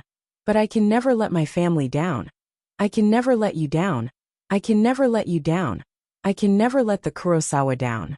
It's just that I didn't expect Uncle's methods to be so sinister. What I told Uncle just now was only about our marriage, not about the Kurosawa. I looked at Han Hao. He was seriously explaining to me, so he shouldn't be lying. Just as I was thinking about this, Han Hao hugged me tightly in his arms. He whispered to me, Darling, don't think too much. Right now you should think about what to do. Since I told you about this matter, I know it will make you unhappy, but I don't want to hide anything from you. Darling, as long as you believe me, everything else has nothing to do with me. For you, I'm not afraid of death, that's the truth. I hugged Han Hao and whispered to him, "Alright, this matter is over. No one can say anything to Dad, so we can only let Mom handle it. After a while, I will go to Duanmukei's house. Mom gave me a bank card with 5 million renminbi in it. I also transferred 10 million renminbi from the Red Minghui. Although I'm not going to give them money, I just want to see them. I'm afraid this matter will be too big a blow to them." Han Hao nodded and whispered, "I understand. When are you going to go?" "I have to celebrate your and Yi's birthdays. Suri and Xinyao are busy with this matter right now.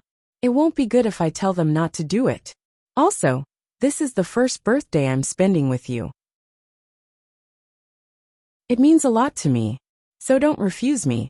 This matter is finally going to start. You can't refuse." I leaned into Han Hao's arms, my heart no longer feeling so insecure. Han Hao gently stroked my hair and said to me, "Idiot, you prepared it for me. How could I refuse your kindness? Besides, I can't stay with you for long enough. I always feel like time passes too quickly.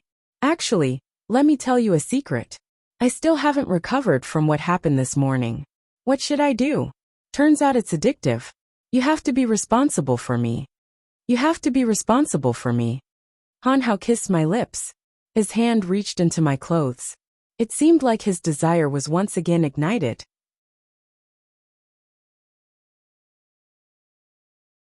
Chapter 230. After a while, Han Hao and I lay on the bed, so tired that we couldn't get up.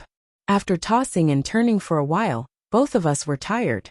I glanced at the time. There was still some time before dinner, so I laid in Han Hao's arms and prepared to sleep for a while. Just as I closed my eyes, the bedroom door was pushed open. Startled, Han Hao and I turned our heads to look. It was Xinyao. "Sister-in-law, I'm here." I heard Xinyao, and I tightly covered our blankets as she stood at the door. She also saw the two of us lying naked on the bed.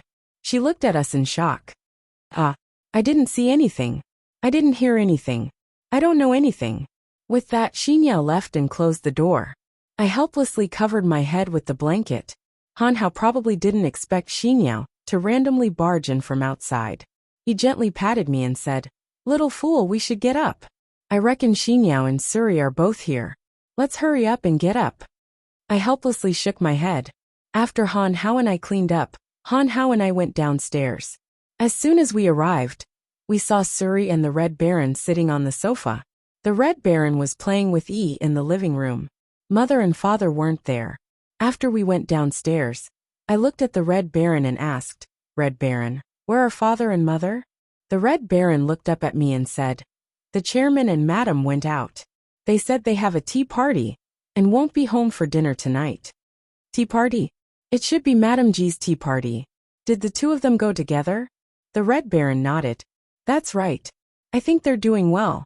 Hearing the Red Baron's words, I immediately understood that the two of them had made up. At this time, Xinyao looked at Han Hao with a smirk on her face and said, "Gij Han Hao, looks like you've taken down my sister-in-law. How about it? When is the wedding? I can't wait to drink." Han Hao's face turned red. He looked at Xinyao and said, "Don't be naughty. How can you be like this? Your sister-in-law and I haven't decided when to do it. When the time comes, I'll definitely tell you." I looked at Xinyao's mischievous smile and knew that she must have misunderstood. I thought for a bit and quickly changed the topic. I looked at Xinyao and said, "Why did you come here today? Are you done with the birthday party?" Suri nodded and said, Yep. The preparations for the party are pretty much done. Missy, when are you going to hold the party? Including who you're going to invite. You have to tell us in advance, so that Xinyao and I can send out the invitations. Let's set it the day after tomorrow. Specifically, we'll invite some of our friends. If you have friends you want to invite, that's fine too. Invite them as well. It'll be nice if it's lively. The main thing is to celebrate Yi's birthday. Oh right, Yi has a little boyfriend. This is Yi's request and can't be forgotten. Red Baron, take care of this matter. No problem, don't worry. Red Baron smiled and nodded. At this time, Xinyao took Yi into her arms. She smiled and asked, "Little girl, you have a boyfriend? My Yi is so lovable. Auntie has prepared a very beautiful little dress for you. I'll bring it to you the day after tomorrow. I personally designed it." Then, Xinyao kissed Yi on the cheek. Yi looked at Xinyao and very seriously said, "Auntie, that friend of mine is very handsome, very cute. We have a lot of children who like him. But he is willing to be with me. I like him very much." Looking at Yi's cute appearance, we all laughed very happily. After dinner, Han Hao was called back by the Kurosawa. It seemed that the Kurosawa issue was still very thorny. After celebrating his birthday this week, I had to go to the Duanmu house immediately. I had been very conflicted about my father's actions. I was conflicted about whether or not I should tell the Red Baron and Suri. Although they were the two people I trusted the most, this was our family's private matter. Would it affect my father's position in their hearts if I told them? I walked to the rattan chair in the garden. My heart was in a mess. Without Han Hao by my side, I felt insecure. I didn't know what to do. Then Suri and the Red Baron walked over. Xinyao didn't follow them. I looked behind them. Then Suri said, "Don't worry, Xinyao is taking care of Yi." The Red Baron and I found an excuse to run away. I nodded and said softly, "Oh, that's good. Why are you here? Is it because there's a new development in Kurosawa?" Suri and the Red Baron looked at each other. Then he looked at me and said, "I have bad news to tell you. You have to hold on." I was stunned for a moment. I looked at Suri and nodded. Suri sighed and said softly, "Miss, the news of Duanmu Kei's engagement has been announced. It's scheduled for the end of this month, so there's only half a month left. The woman of the engagement is the woman of the rich second generation. It seems that the family used the engagement as an excuse to promise President Duanmu that as long as Duanmu Kei and his daughter got engaged, he would invest another sum of money to save Kurosawa. If they didn't get engaged, he would immediately withdraw his investment. President Duanmu Kei was under a lot of pressure, so he agreed.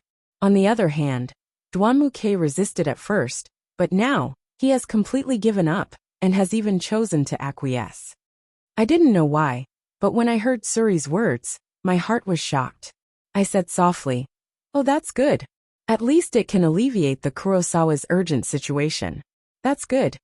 The Red Baron sighed and said to me, "Can you stop lying to yourself? You obviously feel uncomfortable, but you have to pretend that you don't care. After all, he's Yi's father. Don't you have feelings for him? I don't believe you. But what can I do? I have Han Hao now, and it's good. I don't want to disturb his life, and I don't want him to disturb me. Forget it." After a while, I'll go to Duanmu's house, and I won't have anything to do with them anymore.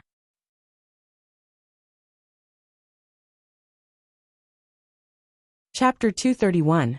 At this time Suri said to me, "Missy, don't think too much. You can do whatever you want. We will support you unconditionally. Don't be fooled by Red Baron's words. In reality, she is still worried about you. She is worried that you will be wronged." "I understand. All right, don't think about it now. Let's get Han Hao and Yi's birthday party done first. After that, I will do what I need to do. You just need to cooperate with me." After chatting with Suri and Red Baron, Suri and Xinyao left. The Red Baron also went back to her room. I took Yi back to the bedroom. While I was playing with Yi, I received a text. I opened it and saw that it was from Han Hao. He sent me a message, "Darling, what are you busy with? I miss you. I also miss us, Yi." Seeing him say that, I smiled. I dialed Han Hao's number. "Darling, you miss me? I'm playing with Yi. Do you want to talk to Yi?" Han Hao said, "I'll talk to Yi later. I have something to tell you. First, promise me that you won't be angry." I immediately understood what Han Hao wanted to tell me. I whispered to Han Hao, "You want to tell me about Duanmu Kei's engagement with that woman, right? I already heard it from Suri. It's fine. His matters have nothing to do with me. I don't feel anything. So, darling, you don't have to worry about me being uncomfortable. Don't I have you? Between the two of us, we can't let other people affect our relationship, right? Now, I really want to be by your side. I really want to be with you. Sai, what should I do? Hurry up and marry me. I can't wait." Han Hao began to act cute. I actually felt that he was very cute. I couldn't help but laugh. I whispered to Han Hao, I already promised you. What are you worried about? It will be fine after a while. What are you doing now? I looked at the time. It was already 8 o'clock. It seemed that the meeting ended early today. I don't know why, but I feel very tired today. Sigh, I'm getting old. As expected, I can't take it anymore. In the future, I'll have to work out properly. Hearing Han Hao's words, I could tell that he must be very tired right now. Suddenly, I felt a little worried. I glanced at Yi. She was still having fun. I whispered to Han Hao, wait a moment. I looked at Yi and asked, Yi, Mummy will take you to find Daddy, okay? Yi raised her head and looked at me blankly. Then she nodded vigorously. I smiled and patted her head. I told her to go pack her clothes.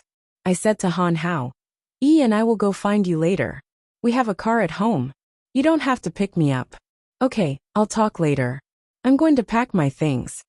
After that, I hung up the phone. I turned around and saw that Yi had already put on her clothes. She was standing at the door with her little backpack, looking at me. I smiled at Yi and packed a few things into the backpack. Then, I carried Yi downstairs and happened to see my parents coming back from outside. Mother looked at me and asked softly, It's so late. Where are you going with Yi? I looked at my mother and said, Mummy, Han Hao just got off work. I want to go find him. I won't be coming back tonight. Yi misses him too. Mother looked at me in disbelief. Then she looked at Yi and said, My precious granddaughter, do you miss Uncle Han Hao? Don't lie to Grandma. Yi looked at her mother and said seriously, It's Daddy. It's Daddy. I miss Daddy. I asked Mummy to take me there. Mother looked at Yi and said to me, Why didn't you give Yi more clothes? It's pretty cold outside. Why don't you give her a jacket? Yi grabbed my hand and pulled me outside. I turned to look at my mother and said, Mummy, it's okay. There are clothes in the car. If it's really not okay, I'll give Yi my clothes. I'm leaving first. Then I followed Yi out the door. Yi and I set out on our journey. Soon we arrived at Han Hao's house. He was already waiting for us at the door. After Yi and I got out of the car, he walked over. He hugged Yi and kissed me on the cheek. He whispered to me, Dear, you've worked hard. You even made a trip here. I turned to look at the villa behind Han Hao. Other than Han Hao's bedroom and living room lights, the other rooms were dark. I looked at Han Hao and asked, Darling, is Uncle home? I came in a hurry and forgot to bring a gift. Han Hao reached out and stroked my hair. My dad went on a business trip today. I'm the only one left at home. I smiled and looked at Han Hao. Looks like I came to the right place. I can spend some time with you. Seeing Han Hao, my mood improved a lot. Seeing that he was fine, my heart also felt a lot better. Han Hao led us into the living room and directly upstairs. As soon as we entered the bedroom, my heart warmed again. Han Hao was really considerate. He had specially prepared a small window next to his big bed. I could see that the bedsheets and covers were all the latest. The whole room was very clean. Actually, Han Hao was a bit of a neat freak. Not only did he make himself very neat every day, but his work environment, living environment, and even his car were all very clean and tidy. I didn't think that was a bad thing. Actually, I was a bit of a neat freak too. That's why we were fated. Han Hao looked at me. He could tell what I was thinking. He whispered to me, I just asked Auntie to prepare this. It's all clean. I know that Yi likes to sleep in soft beds, so I specially made the mattress thicker. The pillows are buckwheat pillows, which are good for the cervical spine. Also, I don't have any children's toys here. It just so happens that Auntie's grandson has some toys in our house.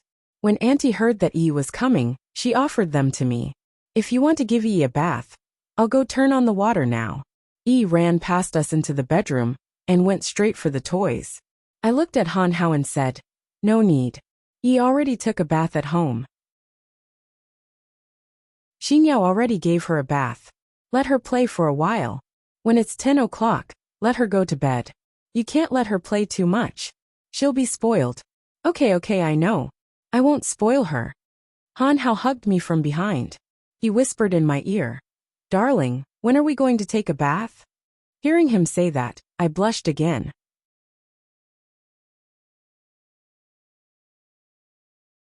Chapter 232. I leaned against Han Hao and looked at Yi, who was seriously playing with her toys. I whispered to Han Hao, "Don't do this in front of the child. It's not good. Yi can't be left alone. Let's shower separately." "Oh right, we can't do that at night. After all, the child is still here." Han Hao gently kissed my neck and said, "Silly, I know. Then you go shower first. I'll play with Yi for a while." I nodded and took the toys to shower. After I finished showering, Han Hao went to shower. I looked at Yi and saw that she was already a little sleepy. I carried Yi to the bed, helped her change into her pajamas, and began to coax her to sleep. Just as I coaxed Yi to sleep, Han Hao finished showering and came out. He saw that Yi had fallen asleep, so he quietly climbed into the bed. He lay on top of me and looked at the sleeping Yi. He whispered, "Yi fell asleep?" I nodded and whispered, "Yeah, she just fell asleep. Maybe she's tired from the day." Han Hao suddenly flipped me over and pressed himself on top of me. Before I could react, Han Hao kissed my lips. My eyes widened, and I didn't know what to do. I gently patted Han Hao's shoulder and asked him to quickly move away. After a while, Han Hao finally let go of me. He looked at me and smiled evilly. I turned my head and looked at Yi. I whispered, "Bad guy, Yi just fell asleep. What if you wake her up?" Han Hao's whole body pressed against my body, and he whispered in my ear, I know. Isn't it because I miss you? Darling, don't move. Let me hug you for a while." Han Hao hugged me tightly, as if he was afraid that I would leave. Han Hao lay on top of me for a while. Then he got up and lay down next to me. He leaned on my shoulder and whispered, "Honey, I'm tired. I want to sleep early. I'll stay with you tomorrow." Then, Han Hao fell asleep next to me. Looking at him sleeping soundly, I could feel that he must be exhausted. I pulled the blanket over him. He must be tired. Han Hao's smooth face had stubble. I leaned on his shoulder and gradually fell asleep. When I woke up the next morning, Han Hao and Yi weren't by my side. I quickly got up and looked for the bathroom, but there was no sign of them. I stood by the window and calmed down. It turned out that Han Hao and Yi were playing in the garden. I changed my clothes and went downstairs. Just then the two of them came back. I looked at Han Hao. He seemed to be in much better spirits after sleeping. I looked at him and said, "Why are you up so early?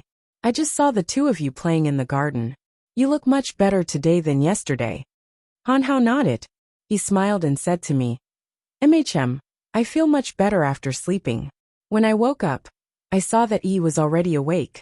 She was lying on the bed looking at us.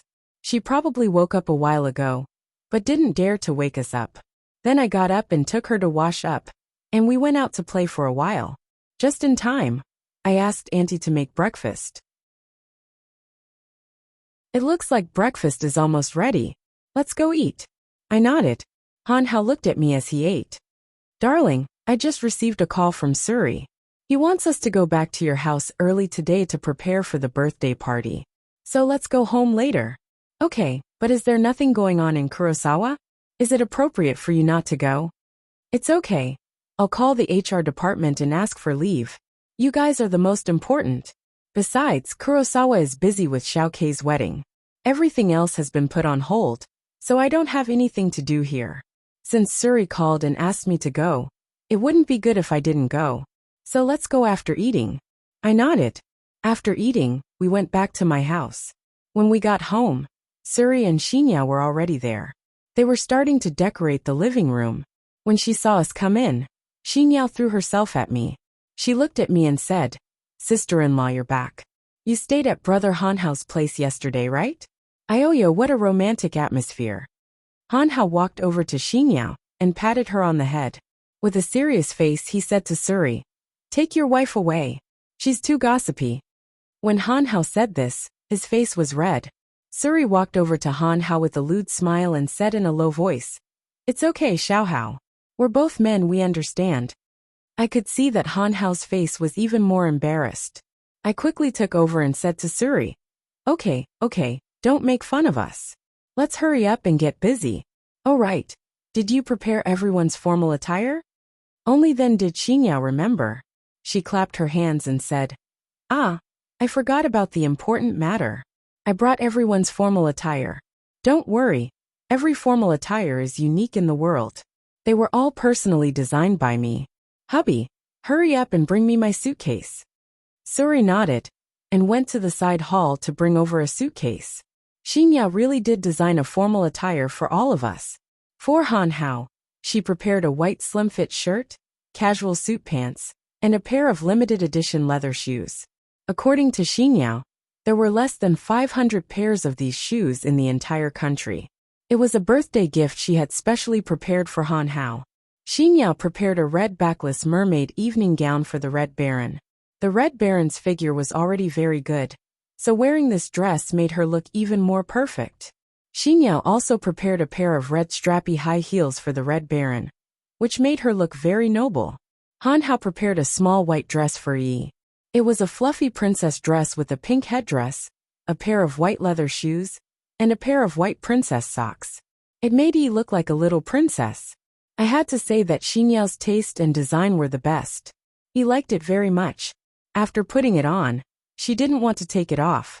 At this time, Xinya took out a silver evening gown from her suitcase. She handed it to me and said softly, "Sister-in-law, take this and change into it. I made this for you. The accessories are all here. Take it and change into it." I nodded and took the gown upstairs. After I changed into it, I realized that the dress Xinya had designed for me was a strapless, slim-fit dress with long silver gloves on the arms and crystal shoes on the feet. The entire outfit fit my style perfectly, low-key. I looked at myself in the mirror and couldn't help but sigh. Time was like a knife. I seemed to have aged a little. When I thought about how handsome Han Hao was, I suddenly felt that I wasn't worthy of him. I walked out of the bedroom and went downstairs. Everyone's eyes were on me. I looked at Han Hao and saw that he was stunned. My face was a little red.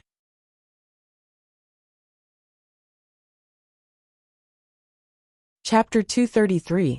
It's so beautiful. Xinyao couldn't help but exclaim. I went downstairs and walked over to them. Han Hao looked at me and reached out to gently caress my face. His expression was very gentle. Xinyao's dress is really beautiful. Darling, you look really beautiful in it. I'm a bit jealous. If you wear this beautiful tomorrow, what if someone takes you away? Han Hao reached out and pulled me into his arms. Xinyao's face was filled with black lines as she looked at Han Hao and said, "Ayaya, why are you watching your wife so closely? She's wearing such a beautiful dress to give you face. Tomorrow, sister-in-law, you'll dress like this. You'll definitely be the most beautiful woman." After the dresses were finalized, we began to prepare the decorations for the birthday party. Just like that, the preparations were more or less done. Because we were afraid that there wouldn't be enough time, Suri and Xinyao spent the night at our house. Han Hao didn't go home either. He stayed with Yi and me. Finally, the day of the birthday party arrived. All of us put on our dresses. The Red Baron even specially called a few girls from Red Minghui to do our makeup. The birthday party proceeded in an orderly manner. My parents, Han Hao, and Suri were already at the door receiving the guests. It was more or less troublesome for the three of us to dress up, and we still had to help Yi dress up. When we were almost done, the nanny knocked on the bedroom door and said that a child had come to celebrate Yi's birthday. I thought for a moment and thought that it should be Yi's little boyfriend from the early education center. I was almost done with my preparations. I looked at Yi and saw that she still needed a bit more. I should go out and receive the guests first. I walked out of the bedroom. There were already many people downstairs. In the corner of the living room, I saw Yi's little boyfriend with a woman beside him. I walked over and looked at the woman. "Hello, you must be Yi's mother." "Hello, I'm Yi's mother. I'm very happy that you brought Yi to my daughter and my lover's birthday party. Thank you very much." The woman smiled and reached out her hand. "Hello, about Yi's birthday. It was your lover who personally came to my house to tell me. That's how I found out that Yi and Yi have such a good relationship. At the time, he also really wanted to come to the birthday party, so we came to disturb you today." I shook the woman's hand and smiled. "How is that a disturbance? I can't thank you enough. Don't worry, Yi is tidying up. She'll come down soon." Before I finished speaking, I saw Yi running down the stairs in a formal dress. She ran in front of me, took Yi's hand and said, You're here. That's great. Mom didn't lie to me. Let's go play. Took a doll from behind him and handed it to He said shyly, "This is my birthday present for you. I hope you like it." Looked very cute when she was shy. Took the doll from his hand and gently kissed him on the cheek. Then she pulled him away to play somewhere else. I handed E's mother to the Red Baron and asked her to take care of it. Coincidentally, Xinyao also came downstairs, so Xinyao and I went out to find Suri and Han Hao. It wasn't good to leave only the two of them to receive the guests. As soon as I arrived at the garden, I saw several people standing by Han Hao and Suri. I thought something had happened, so I hurried over. Only when I reached them did I realize that someone had come to the birthday party. It was someone who used to have a grudge against me. I stood next to Han Hao and looked at the person. It was none other than Yu Xian. My expression immediately became serious. Yu Xian also saw me and sneered. It had only been 3 years since we last met, but Yu Xian had become more mature. She wore a white dress today and looked very low-key. She stood in front of us with 2 gift bags in her hands. It was obvious that this kind of occasion wasn't suitable for her to appear. Han Hao saw that my expression was a bit unnatural. He tightly hugged my shoulder and whispered to me, "Darling, you go in first. I'm here. Don't be uncomfortable." At this time, Yu Xian sneered and looked at me. "I heard that Han Hao's birthday party is going to be held at your house. I heard that you're back, so I came to attend. It's a good opportunity to see you." I looked at her and said softly, "Come in with me." Then I turned and walked into the garden. Yu Xian followed behind me. She didn't say a word. When we arrived at the pavilion, I sat down and looked at Yu Xian. She sat across from me, her expression calm. I said to her, "You didn't come here just to celebrate Han Hao's birthday, did you?" Yu Xian smiled. "You're still as smart as ever. I didn't come here just to celebrate Han Hao's birthday. It seems that the matter of you and Han Hao being together is true." I nodded and said to her, "Yeah, I've already agreed to marry him. I'll let you know when the time comes." "You're not married yet? That child isn't yours and Han Hao's?" Yu Xian looked at me as if she was questioning me. She continued, "Or when you and Duan Mugij got married, did you already have sex with him? Did you have Han Hao's child?" I stood up and slapped the table. I looked at Yu Xian and said loudly, "I know. You came here today to look for trouble.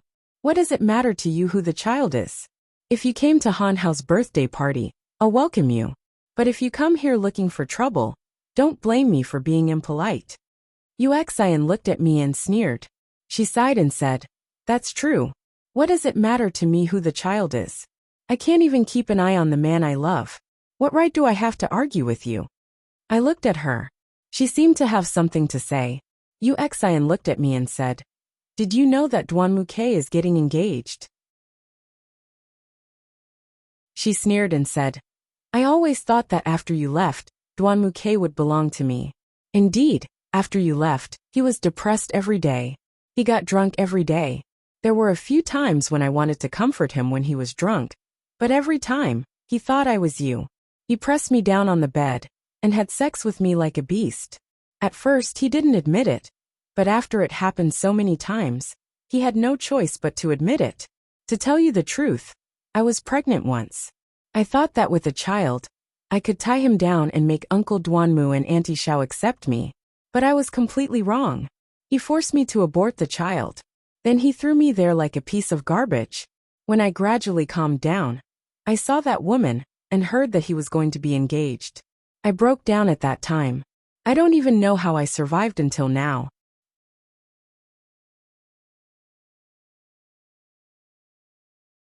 Chapter 234. I looked at Yu Xian. It turned out that she had experienced so many things during this period of time, but I didn't feel sorry for her at all. She really deserved it. Yu Xian had tears in the corner of her eyes as she looked at me and said, "I don't know where that woman heard about the things that happened between me and Duan Mugij. One day, she went to the Duanmu house, and while there was no one at home, she cornered me and called 4 or 5 people to beat me up. Then she called 3 or 4 men to defile me. After that, she threatened me that if I dared to tell anyone, she would tear me apart. You don't know how much pain I'm in right now. A while ago, I went to the hospital and received a piece of shocking news. Haha, I can no longer have a child. Moreover, that woman said to Uncle Duanmu that if I still lived in the Duanmu house after she and the Duanmu K got married, she would immediately divorce me and even withdraw the investment that his father had invested in the Kurosawa. Uncle Duanmu actually agreed to her. Haha, I really am homeless now, I have nothing left. Cold glaze, this is retribution for all the things that I have done to you. I don't have anything to think about now. Fortunately, I still have some savings. After a while, I will move out of the Duanmu house. I didn't know why, but I suddenly felt that Yu Xian was very pitiful. Maybe it was because of my maternal instincts, but I didn't hate Yu Xian as much. I sighed and looked at her and said, "Forget it, don't think too much. It's rare that Han Hao is so happy today, and I don't want him to be unhappy. The grudges between us, starting from today, will be written off. Even though I don't know if what you said to me is true or not, I'll treat it as if what you said is true. I also hope that you can keep your promise. Don't worry about anything else. Let's go to the front and see how the party preparations are going." With that, I stood up, and Yu Xian also stood up and followed behind me. I walked over to Han Hao's side. They were also receiving guests at the entrance. This time, there were a lot of guests, and they were all good friends of everyone. I walked over to Han Hao's side and told them about my conversation with Yu Xian. Han Hao looked at Yu Xian, then looked at me and said, "Dear, do you think Yu Xian's words are trustworthy?" I'm not sure if they are trustworthy or not. I also told her that as long as she doesn't cause any trouble at the party, it's fine. Isn't today your birthday? I don't want anyone to disturb our mood. I held Han Hao's arm and gently comforted him. Han Hao hugged me and softly said, "And okay, dear. As long as you're happy. I see that there are a lot of people here today. I'll send someone to keep an eye on Yu Xian. You don't need to worry, I'm here." Han Hao gently kissed my forehead. The Red Baron turned around and looked at Yu Xian. "Hello, I'm the young Miss Personal Bodyguard. Please stay with me. I don't want anyone to cause trouble at the young Miss birthday party, so I hope you can cooperate." Yu Xian stared blankly for a moment, then looked at the Red Baron and nodded. "Okay, I understand. I'll stay with you." While we were chatting at the entrance, a Ferrari pulled up at the entrance. The car looked familiar, but I couldn't remember whose car it was. After the people in the car got out, I knew whose car it was. It turned out to be Duanmu K, and the woman he was going to be engaged to. I looked at Han Hao and softly asked, "Did you invite Xiao Ke?" Han Hao shook his head and softly said, "No. I knew you didn't want to see him, so I didn't invite him. It's really strange. How did he know I was going to have a birthday party?" At this moment, Xan Yao seemed to have remembered something. She said to me, "I remember now. When Suri and I were making invitations at home, my brother saw us. He must have seen us, so he came. I didn't tell him. I told him it was a secret." I reached out and stroked Xan Yao's hair. "Okay, I know it doesn't have much to do with you. Don't think too much. Let's see what they want first." I looked at Duanmu K and the woman. Duanmu K was wearing a black suit, and the woman was wearing a black spaghetti strap dress. Han Hao was holding 2 gift bags, and the woman was holding Duanmu K's arm. She had a strange smile on her face, and I could tell she didn't come with good intentions. Duanmu K and the woman came in front of Han Hao. Duanmu K looked at Han Hao and softly said, "Xiao Hao, happy birthday. This is a birthday present I prepared for you and your baby. Please accept it." The woman sneered and looked at Han Hao with disdain. "So you're Han Hao. I've heard Duanmu K talk about you. So you're the woman that Duanmu K didn't want." The woman turned her head and looked at me. "It's not that great. You guys are fighting over it? TSK. No wonder you can't compare to Duanmu Quebec. Your taste is really bad." At this time, Xinyao couldn't stand it anymore. She rushed in front of the woman and shouted at her, "You shut up. Don't think that just because my brother wants to marry you, you can talk to my sister-in-law like that. You're really shameless. Let me tell you, you and my brother don't have any feelings. I don't know how my brother could fall in love with a slut like you." "Shut up, sister-in-law. I'm telling you, You only have me as your sister-in-law right now. Don't push your luck. The woman rushed in front of Exine Yao and reached out to hit her. Suri quickly blocked Exine Yao behind him. Seeing that the situation wasn't good, I quickly said to her, "Okay, today is my family's birthday party. You guys are welcome to come and play. I hope you don't cause trouble here." The woman glared at me.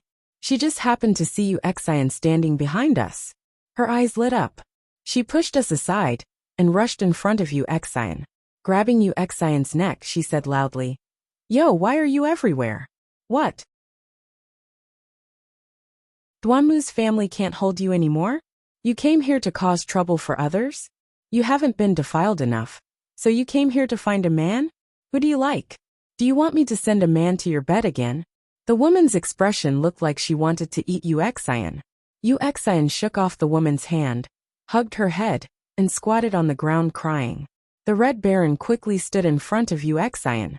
She looked at the woman and said, "You want to cause trouble at the Lung residence? We welcome you to the party. If you want to cause trouble, don't blame me for being impolite." The woman looked at the Red Baron and sneered. "And who are you? Do you know who I am? You dare to bark at me?"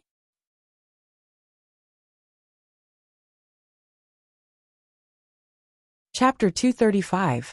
Han Hao looked at the woman, afraid that she would cause trouble here.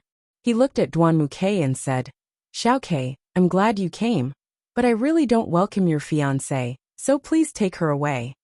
Before Duanmu Ke could say anything, the woman rushed in front of Han Hao, pointed at Han Hao's nose and said, You want me to leave? Don't think that because it's your birthday today, I won't dare to do anything to you." I could see that Han Hao wasn't happy and was about to argue with the woman, but Han Hao blocked me behind him. He looked at her and said, "I'm sorry, I'm giving Duanmu Ke face, so I don't want to argue with you. Today is my daughter's birthday party, and I don't want anyone to cause trouble here. So I don't welcome you, so please leave immediately." Han Hao pointed at the door, wanting her to leave quickly. As soon as Han Hao finished speaking, the woman's face turned blue. Before anyone could react, she slapped Han Hao in the face. Han Hao held his face and lowered his head, but didn't say anything. I looked at Han Hao's face, which was red from the slap. I turned around and looked at the woman, who was smiling proudly. Duanmu Ke stood behind her, not saying a word. I looked at Duanmu Ke and said softly, "Xiao Ke, Xiao Hao is your brother. It's not appropriate for you to let your fiancé cause trouble here. You see, the atmosphere is very awkward. I hope you can take your woman and leave. I don't need her to apologize to Xiao Hao." The woman looked at me and shouted, "Apologize? Did I not get beaten enough? Let me tell you. You want me to apologize? Impossible. Don't think that because you had a good relationship with Duanmu Ke, you can do whatever you want to my man. Who do you think you are? I'm not afraid to tell you that I came here today with a temper. Last time you slapped me. This time, I'll give your man a light slap. Don't think that because you have so many people supporting you, I'll be afraid of you. Who do you think you are? You're pregnant with someone else's child before you're divorced. You think I didn't investigate? You and Han Hao's child before you and Duanmu Ke got divorced, right? That's ridiculous. I heard that you pretended to be pitiful at that time. What a bitch. Duanmu Ke was merciful to a bitch like you? You're shameless." I sneered. It seemed that she really did investigate me quite a bit. I looked at her and said, "Duanmu Ke's wife's wife said again." The woman looked at me and pointed at my nose. "I said you are a bitch," she said, enunciating each word clearly. "Bitch." As soon as she finished speaking, I extended my hand and gave her a slap. Then I kicked her stomach and kicked her to the ground. Just as I was about to chase after her to continue hitting her, Han Hao held me in his arms. The Red Baron ran past me and sat on the woman. He gave her 2 slaps. She covered her face and looked at us in disbelief, unable to speak. Duanmu Ke, on the other hand, just stood by the side and didn't participate. He didn't speak either. The woman was pinned down by the Red Baron and couldn't move. She screamed loudly, which attracted a lot of people. Han Hao hugged me tightly, afraid that I would act rashly again. I looked at Han Hao's face, which was still red. The more I looked at him, the angrier I felt. The Red Baron and Exine Yao kept the woman under control. Suri stood next to Duan Muke, making sure that he didn't do anything rash. At this moment my parents walked over. My father looked at us and then at me. He asked, Lear, what's going on? What happened? Before I could open my mouth, Han Hao told my parents what happened. My father looked at the woman who was pinned down on the ground. He waved his hand and said softly, there are so many people at home today. It's embarrassing. Hurry up and get up. Hearing my father say that, the Red Baron and Xen Yao let go of the woman. She stood up and stood next to Duan Muke, glaring at us fiercely. My father looked at the woman and then sneered. You should be Chief Wang's daughter, Wang Luer. Oh, you know me? That's even better. Your daughter and son-in-law treated me like this today. What do you think we should do? Wang Luer put her hands on her waist and looked at us with an unforgiving expression. My father sneered and looked at her. Wang Luer, your father should have told you before. If you meet your Uncle Lung in society, you should avoid him. You should have heard of it. Wang Luer froze. She looked at my father and then said softly, I'm sorry. I'm going to make a call. After a while Wang Luer came back. Her expression became very awkward. She looked at my father and said softly, I'm sorry, Uncle Lung. I didn't know she was your daughter. I've disturbed you today. I still have things to do, so I'll leave first. Then she turned and left. Duan Muke didn't leave with her. After watching Wang Luer leave, Han Hao patted Duan Muke's shoulder and said, Come on, let's go in and eat something. Don't just stand there like an idiot. Duan Muke nodded and followed Han Hao into the living room. The few of us followed them in. At this time, Yi held her boyfriend's hand and ran over to us. Han Hao hugged her and kissed Yi's face. Yi, how are you playing with your friend? The two of us are having a great time. It's just that I miss you, so I came to find you. Later, I'll take him to the garden to play. Yi nodded seriously. Han Hao rubbed Yi's head and said, You can play in the garden, but you can't run around and you can't talk to strangers. Promise me. Yi nodded furiously and pulled Yi to another place to play. I glanced at Duan Muke and saw that he was staring at Yi without blinking. That feeling made me feel uncomfortable. At this time, Duan Muke said to Xinyao, Xinyao, I don't know why, but why do I feel like that Yi looks like me? Do you think she's Han Hao's child? Could she be my child? Xinyao was stunned. She shook her head and said to Duan Muke, I a brother, how could that be? I'm hungry.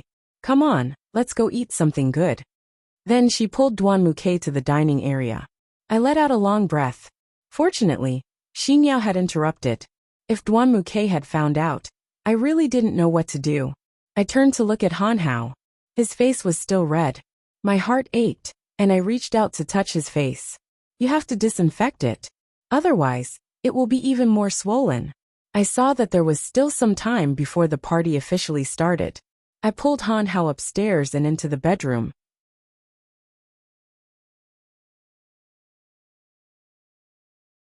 Chapter 236. I took out the first aid kit. Inside was a tube of very good beauty ointment. It was perfect for the wound on Han Hao's face. I didn't want to hurt him, so I used very little strength. Han Hao just kept looking at me and didn't say anything. I sighed and looked at him. What's wrong? If you have something to say, just say it. Han Hao smiled. He reached out and pulled my arm. Fool, are you angry? He asked softly. Angry that Duan Muke didn't help stop Wang Luer? What's there to be angry about? If his woman wants to stop her, then so be it. If he doesn't want to stop her, then so be it. Besides, even if he didn't stop her, didn't the Red Baron and Xinyao do it for me? There's nothing to be angry about. Fortunately, father's name suppressed her. Otherwise, today's birthday party would have been ruined because of her. I put the ointment into the first aid kit. Then I looked at him and said softly, Good. This ointment is really good. Now I can't even see the wound. It's really good. Alright, let's go downstairs. It'll be time soon. Han Hao nodded. He looked at the time and then at me. He picked me up and pressed me down on the bed. Before I could react, he kissed me. My face was red. I looked at him and said softly, Silly. Everyone is outside. If someone really came in, it wouldn't be good. Darling, let go of me. Han Hao didn't want to let go of me. He looked at me and said softly, Don't be afraid. Our relationship has been public for a long time. What are you afraid of? As long as you're mine, I'm not afraid of anything. Han Hao kissed me again. Then he looked at me and smiled happily. I reached out and hooked my arm around his neck. I didn't want to think too much about it. At this moment, the door to the room was suddenly pushed open. It was Red Ju who came in. She looked at me and Han Hao's ambiguous appearance on the bed. She stood at the door with her hands on her waist and said softly, "You two still have time to be lovey-dovey here? Hurry up and go downstairs." Han Hao and I quickly sat up. I looked at the Red Baron awkwardly and said softly, "Darling, what's wrong? Go downstairs and take a look." Duan Muke seems to have realized that Yi is his child. He's holding on to Yi and won't let go. Yi is crying very hard downstairs. The chairman and madam are still receiving guests outside. Go down and take care of them. The Red Baron sighed helplessly. What? I couldn't care less. I lifted my skirt and ran downstairs. When I reached the living room, I didn't see Duan Muke and the others. At this moment, the Red Baron and Han Hao followed me downstairs. The Red Baron looked at me and said softly, "Xinyao brought them to the study." I quickly ran to the study. When I reached the study, I saw Duan Muke pulling Yi's arm. Yi kept dodging him and crying loudly. Xinyao kept comforting Yi. Suri stood next to Duan Muke and tried to reason with him. Yu Xian also stood on the side without saying a word. Looking at Yi crying her heart out, I couldn't control myself at all. I ran over and slapped Duan Muke's hand away, then took Yi into my arms. Yi looked at me and hugged me tightly as she cried loudly, "Mama." Seeing Yi cry, I couldn't control my tears either. Han Hao and Red Ju also rushed over. I handed Yi into Han Hao's arms. Han Hao took Yi and gently comforted her. I turned my head to look at Duan Mu Quebec. He looked at me very calmly and softly asked, "Shaoli, whose daughter is Yi?" I just looked at him and didn't answer. Duan Muke walked to my side. He looked at me and said, "Tell me the truth. Whose daughter is Yi?" At this moment, Han Hao walked over with Yi in his arms. He looked at Duan Muke and said softly, "Xiaoke, don't force Shaoli to tell you. Besides, Yi is still a child. As an elder, isn't it inappropriate for you to treat her like this?" "Shut up." Duan Muke shouted at Han Hao. He looked at Han Hao and said softly, "Do you really think I'm an idiot? Yi is 3 years old this year. Before I divorced Shaoli, she was already in Shaoli's stomach. So whose child is this? Did I ask Shaoli to hide it, or was it yours? Did you and Shaoli sleep together before we got divorced?" I didn't dare to answer. I didn't dare to let Duan Muke know that Yi was his daughter. I also didn't want him to misunderstand Xiao Hao. It was a difficult choice. Yi cried even harder.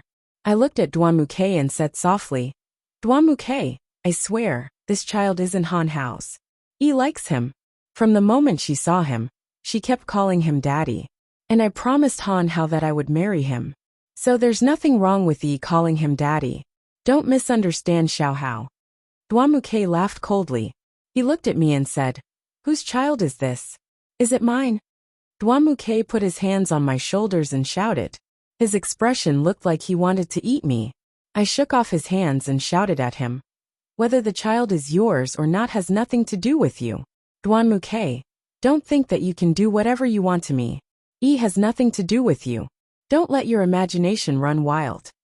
I didn't know why, but after I said that, my eyes became moist. I felt very uncomfortable. I turned around and walked towards the door. Duan Muke suddenly rushed in front of me and stopped me. He looked at me and said softly, "Okay, let's calm down. I don't mean anything else. I just think that Yi looks like me. Let's stop making wild guesses. Let's do a paternity test with Yi." I froze and said loudly, "No, absolutely not." Duan Muke looked at me in disbelief and asked loudly, "Why? Why not? What are you running away from? Is Yi my child? Tell me the truth, isn't it?" "No. She has nothing to do with you. Let go of me." I shook off Duan Muke's hands, turned around and took Yi from Han Hao's arms. I ran out of the study and into the bedroom. I closed the door and put Yi on the bed. I couldn't help but cry. I didn't know what was wrong with me. I could have told him that Yi was his child, but I didn't tell him the truth. There was a knock on the bedroom door. I didn't answer and just sat on the bed crying. There was another knock on the door. Dear, I know you're in there. Open the door first. Don't be afraid. It's just me. No one will take ye away from you. I still didn't answer. I sat on the floor and cried. Then Yi climbed down from the bed. She ran to the door and opened it. Han Hao walked in from outside. He looked at me with a worried expression, but I didn't dare to look at him.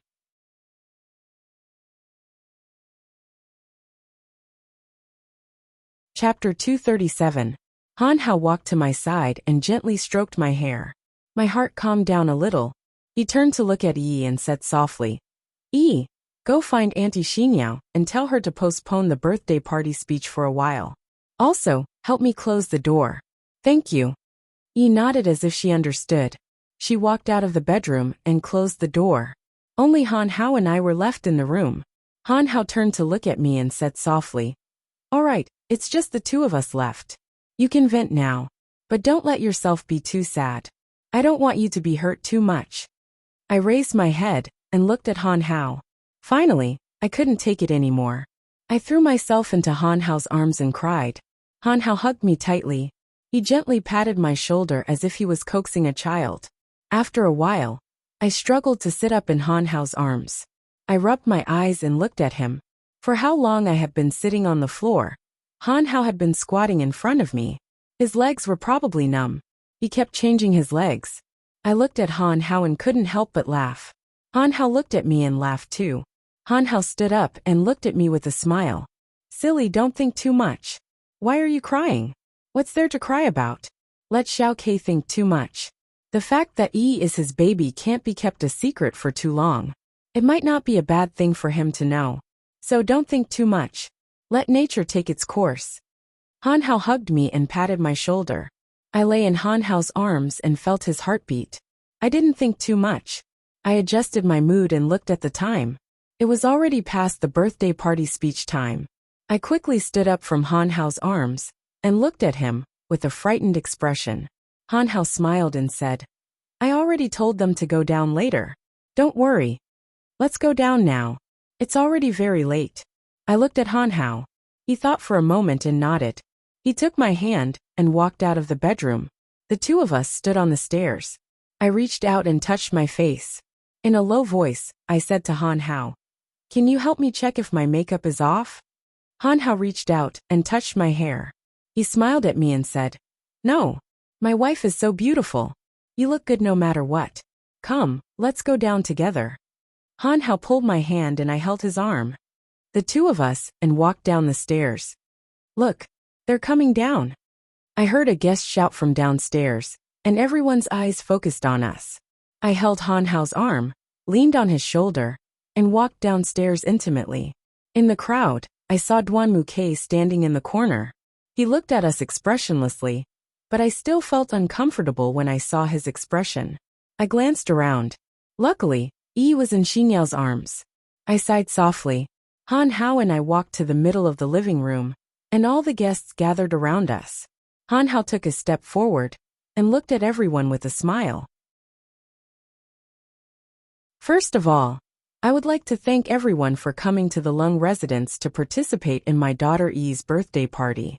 I am very honored, and I would like to thank my fiancée, the eldest daughter of the Lung residence, and her friends for organizing this birthday party. I feel very happy. Today, I would like to tell everyone that I am going to marry the eldest daughter of the Lung residence, Lung Glaze, as my wife. I hope everyone will come to our wedding celebration. I hope everyone will have a good time here today. We will also have a beer party in the evening, so please enjoy yourselves and drink to your heart's content. I accompanied Han Hao to toast the guests one by one to thank them for coming. There were also a lot of people who had prepared birthday presents for Han Hao and Yi. I had already asked the auntie to move them all into my bedroom. There were a lot of people who came today, and I could see that Han Hao was very happy. I had heard from Xinyao before that the person with the best character in the entire Kurosawa was Han Hao. His circle of friends was very wide, and he didn't have any negative image. The older generation liked him very much, and the younger generation also liked to be good friends with him. However, Han Hao had also told me that there were a lot of girls chasing him. Although Han Hao's family background couldn't be compared to Duan Mukei's, his overall situation was still very good. However, it was true that he had never been in a relationship before. Just like his friends who came today, there weren't any girls. Actually, looking at it this way, I was very satisfied, and I didn't have to worry about him being kidnapped. Halfway through the toast with Han Hao, he just happened to see his high school classmates greeting him. Han Hao looked at me and said, "Dear, my classmates are over there. I have to go and say hello to them. Is that okay?" I nodded. Han Hao kissed me on the forehead and ran over. I looked around and just happened to see Xing Yao and the others in the garden, so I walked over to them. Since they were standing very close to the back door of the room, I prepared to walk over from the back door. Just as I walked to the back door, I heard the voices of a few women outside the door. I heard my name, so I stopped my hand from opening the door and stood at the door to listen to what they were talking about. I heard one of the women say, "Hey, did you hear that Han Hao is going to marry Cold Glaze? Isn't that right?" I heard that Cold Glaze used to be Duan Mukei's wife. After they divorced, she hooked up with Duan Mukei's brother, Han Hao. It seems that woman isn't very good. Hearing that, I tightly clenched my fists. My heart suddenly became restless. That's nothing. I heard that she came back from abroad. Maybe it's more liberal abroad. Han Hao said that today is his daughter's birthday. I saw that little girl, she should be 3 years old. When Cold Glaze and Duan Mukei divorced, it caused a huge uproar. Everyone knew about their divorce. How long has it been? It's definitely less than 3 years. That means that this child was already there before Cold Glaze and Duan Mukei divorced.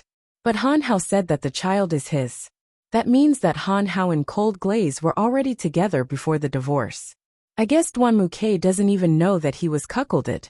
The cold laughter of the women came from outside. I couldn't listen to it anymore.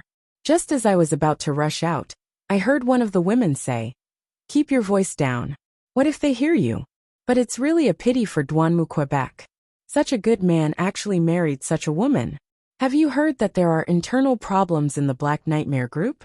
Do you think that Cold Glaze emptied the Black Nightmare group after the divorce?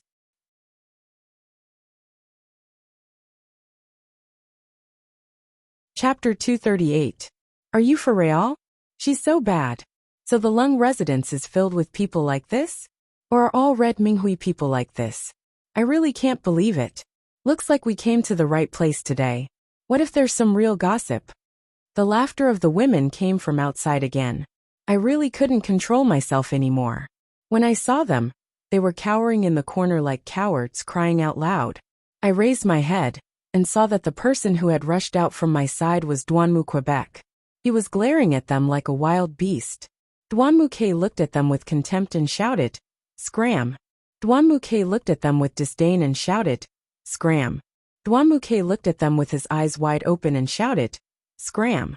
Duan Mukei looked at them with disdain and shouted, "Scram!" The women ran away with their tails between their legs. Because the back door was hidden, no one else saw them. I looked at Duan Mukei and didn't know what to say. Duan Mukei turned to look at me and asked softly, "Are you okay?" I shook my head and said, "I'm fine. I'm used to it. Ever since I brought Yi back to China, I rarely show her around, but people still found out. After hearing so much gossip, I got used to it. Having Yi is enough for me." Duan Mukei looked at me. His expression was very calm. He said softly, "Is Yi really Han Hao's?" I was stunned and turned my head away from him. Duan Mukei held my shoulders and pressed me against the wall. His face was almost touching mine. I leaned against the wall with all my strength and turned my head away, not daring to look at him. Duan Mukei stared at me and asked word by word, "Who is Yi?"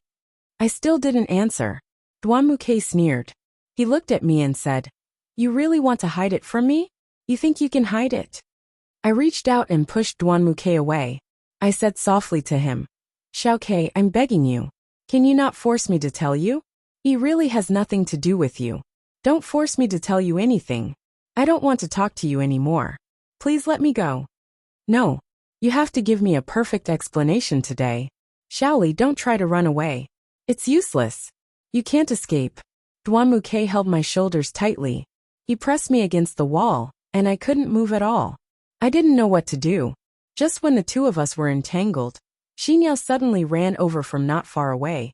Her face was covered in tears. She rushed in front of me and Duanmuke and shouted, "Sister-in-law! Sister-in-law! Something big happened." Xinyao ran over to me. Her tears couldn't stop flowing. I shook off Duanmuke's hand. I looked at Xinyao and asked softly, "Xinyao, what's going on?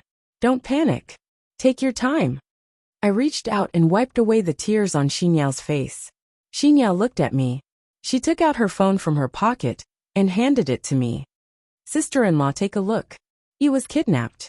There's a video on my phone." She couldn't stop crying again. What's going on?" I took Xinyao's phone and opened it. There really was a video on it. I pressed play and was shocked. In the video, a masked man was holding Yi in his arms. Yi was wearing the dress that Xinyao had given her. She was tied to a chair and wailing. The scene looked like an abandoned factory. Then the voice in the video said, "This child is in my hands. I'll contact you later. If you dare to call the police, I'll kill her." After watching the video, I was scared out of my wits. I sat down on the floor. Duanmuke snatched the phone from my hand. He was also watching the video. When the voice in the video appeared again, I couldn't stop my tears from flowing. Xinyao also sat next to me and cried. Duanmuke handed the phone to Xinyao and said calmly, "Xinyao, tell Han Hao and the others about this. Don't let Xiaoli's parents know about this. Then, try your best to get the Red Baron to send everyone away.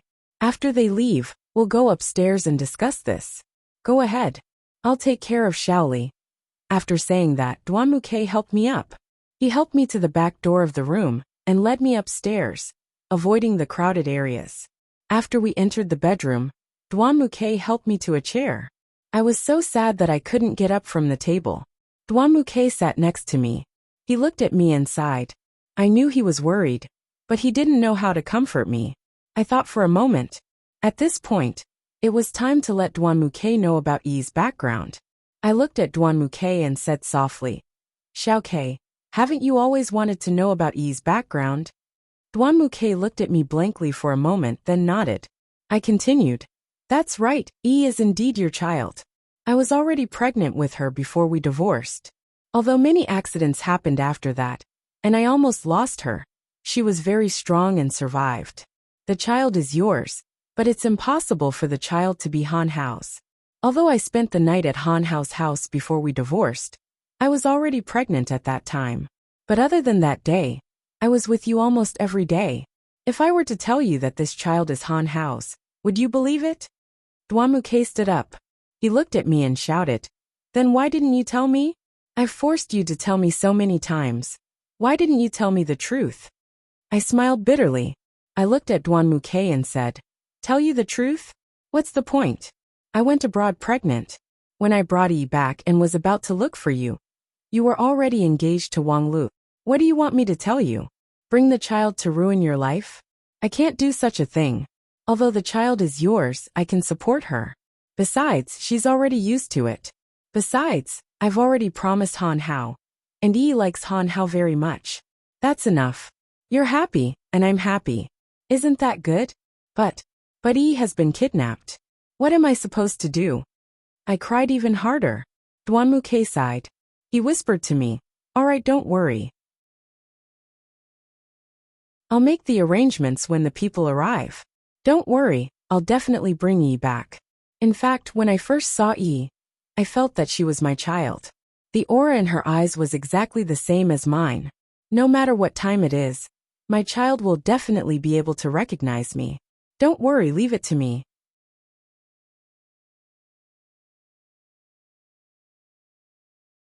Chapter 239. Duanmuke reached out and gently stroked my head. I was still crying on the table. Just then, the bedroom door was pushed open and Han Hao walked in. Without saying a word, he ran straight to Duanmuke.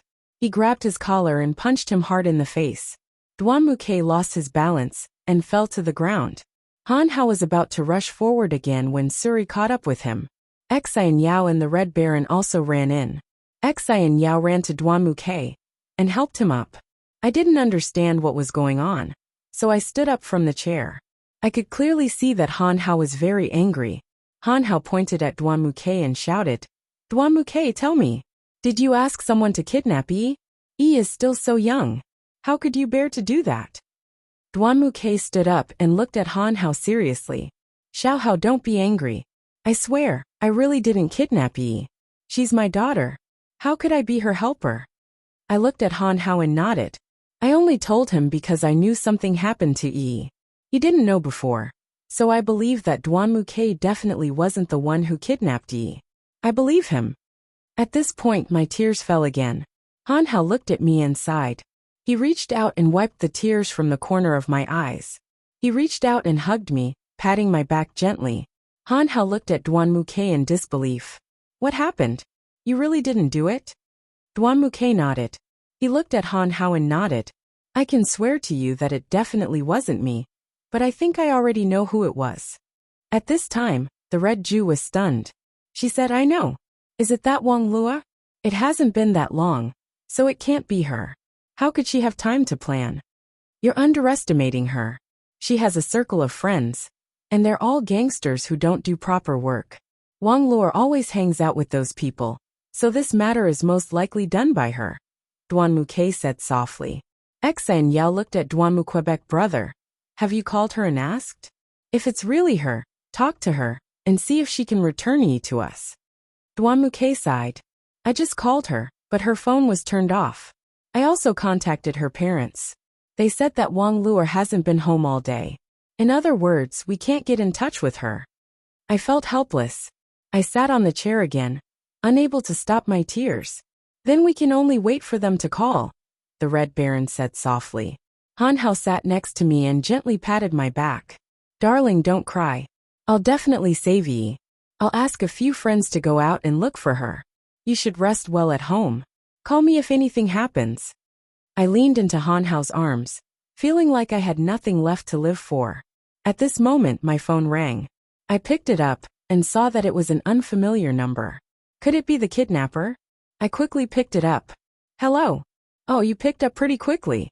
I guess you've already guessed who I am." The voice on the other end of the phone didn't sound familiar. "Are you the one who kidnapped my daughter? Tell me, what do you want?"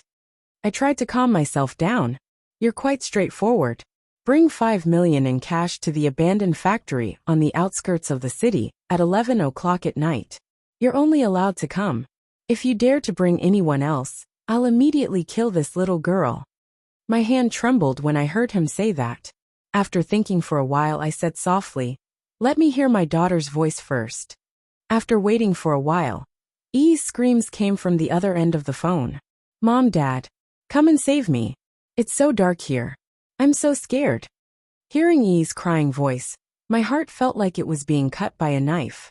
I couldn't help but cry again. "How about it, Miss Lung? 5 million at 11 o'clock. Don't forget." He hung up. "Yi," I shouted, but I couldn't hear Yi's voice at all. I gripped the phone tightly as I leaned over the table and cried out in pain. Han Hao was sitting next to me. He'd heard the contents of the phone call.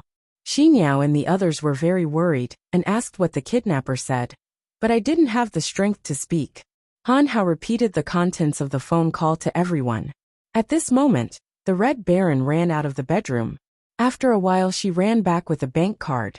She handed the card to me and said softly, "Miss, this is the 10 million that was transferred. You should take it first. I don't think they can give you a bank card. You might have to go to many ATMs to withdraw the money. It's a very troublesome matter." At this moment Suri walked over. He looked at me and said, "Miss, leave the matter of withdrawing the money to me." He glanced at the time and said, "There's still time. I'll be back in half an hour.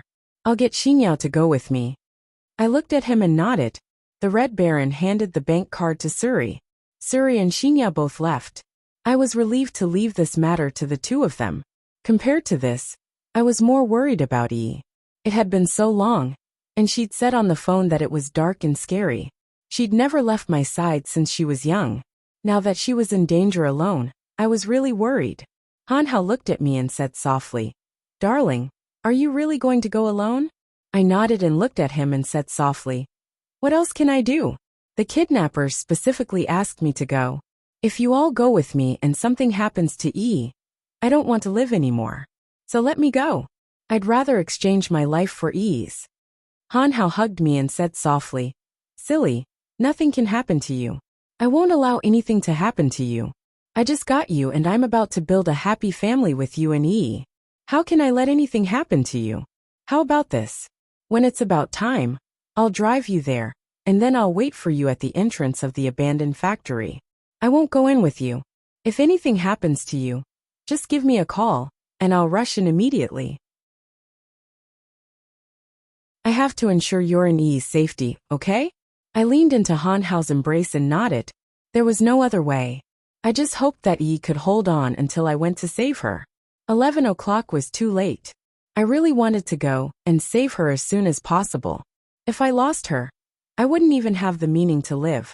You're tuning in to the Earbook Haven YouTube channel. Don't forget to subscribe and join us on this journey to catch the most captivating stories.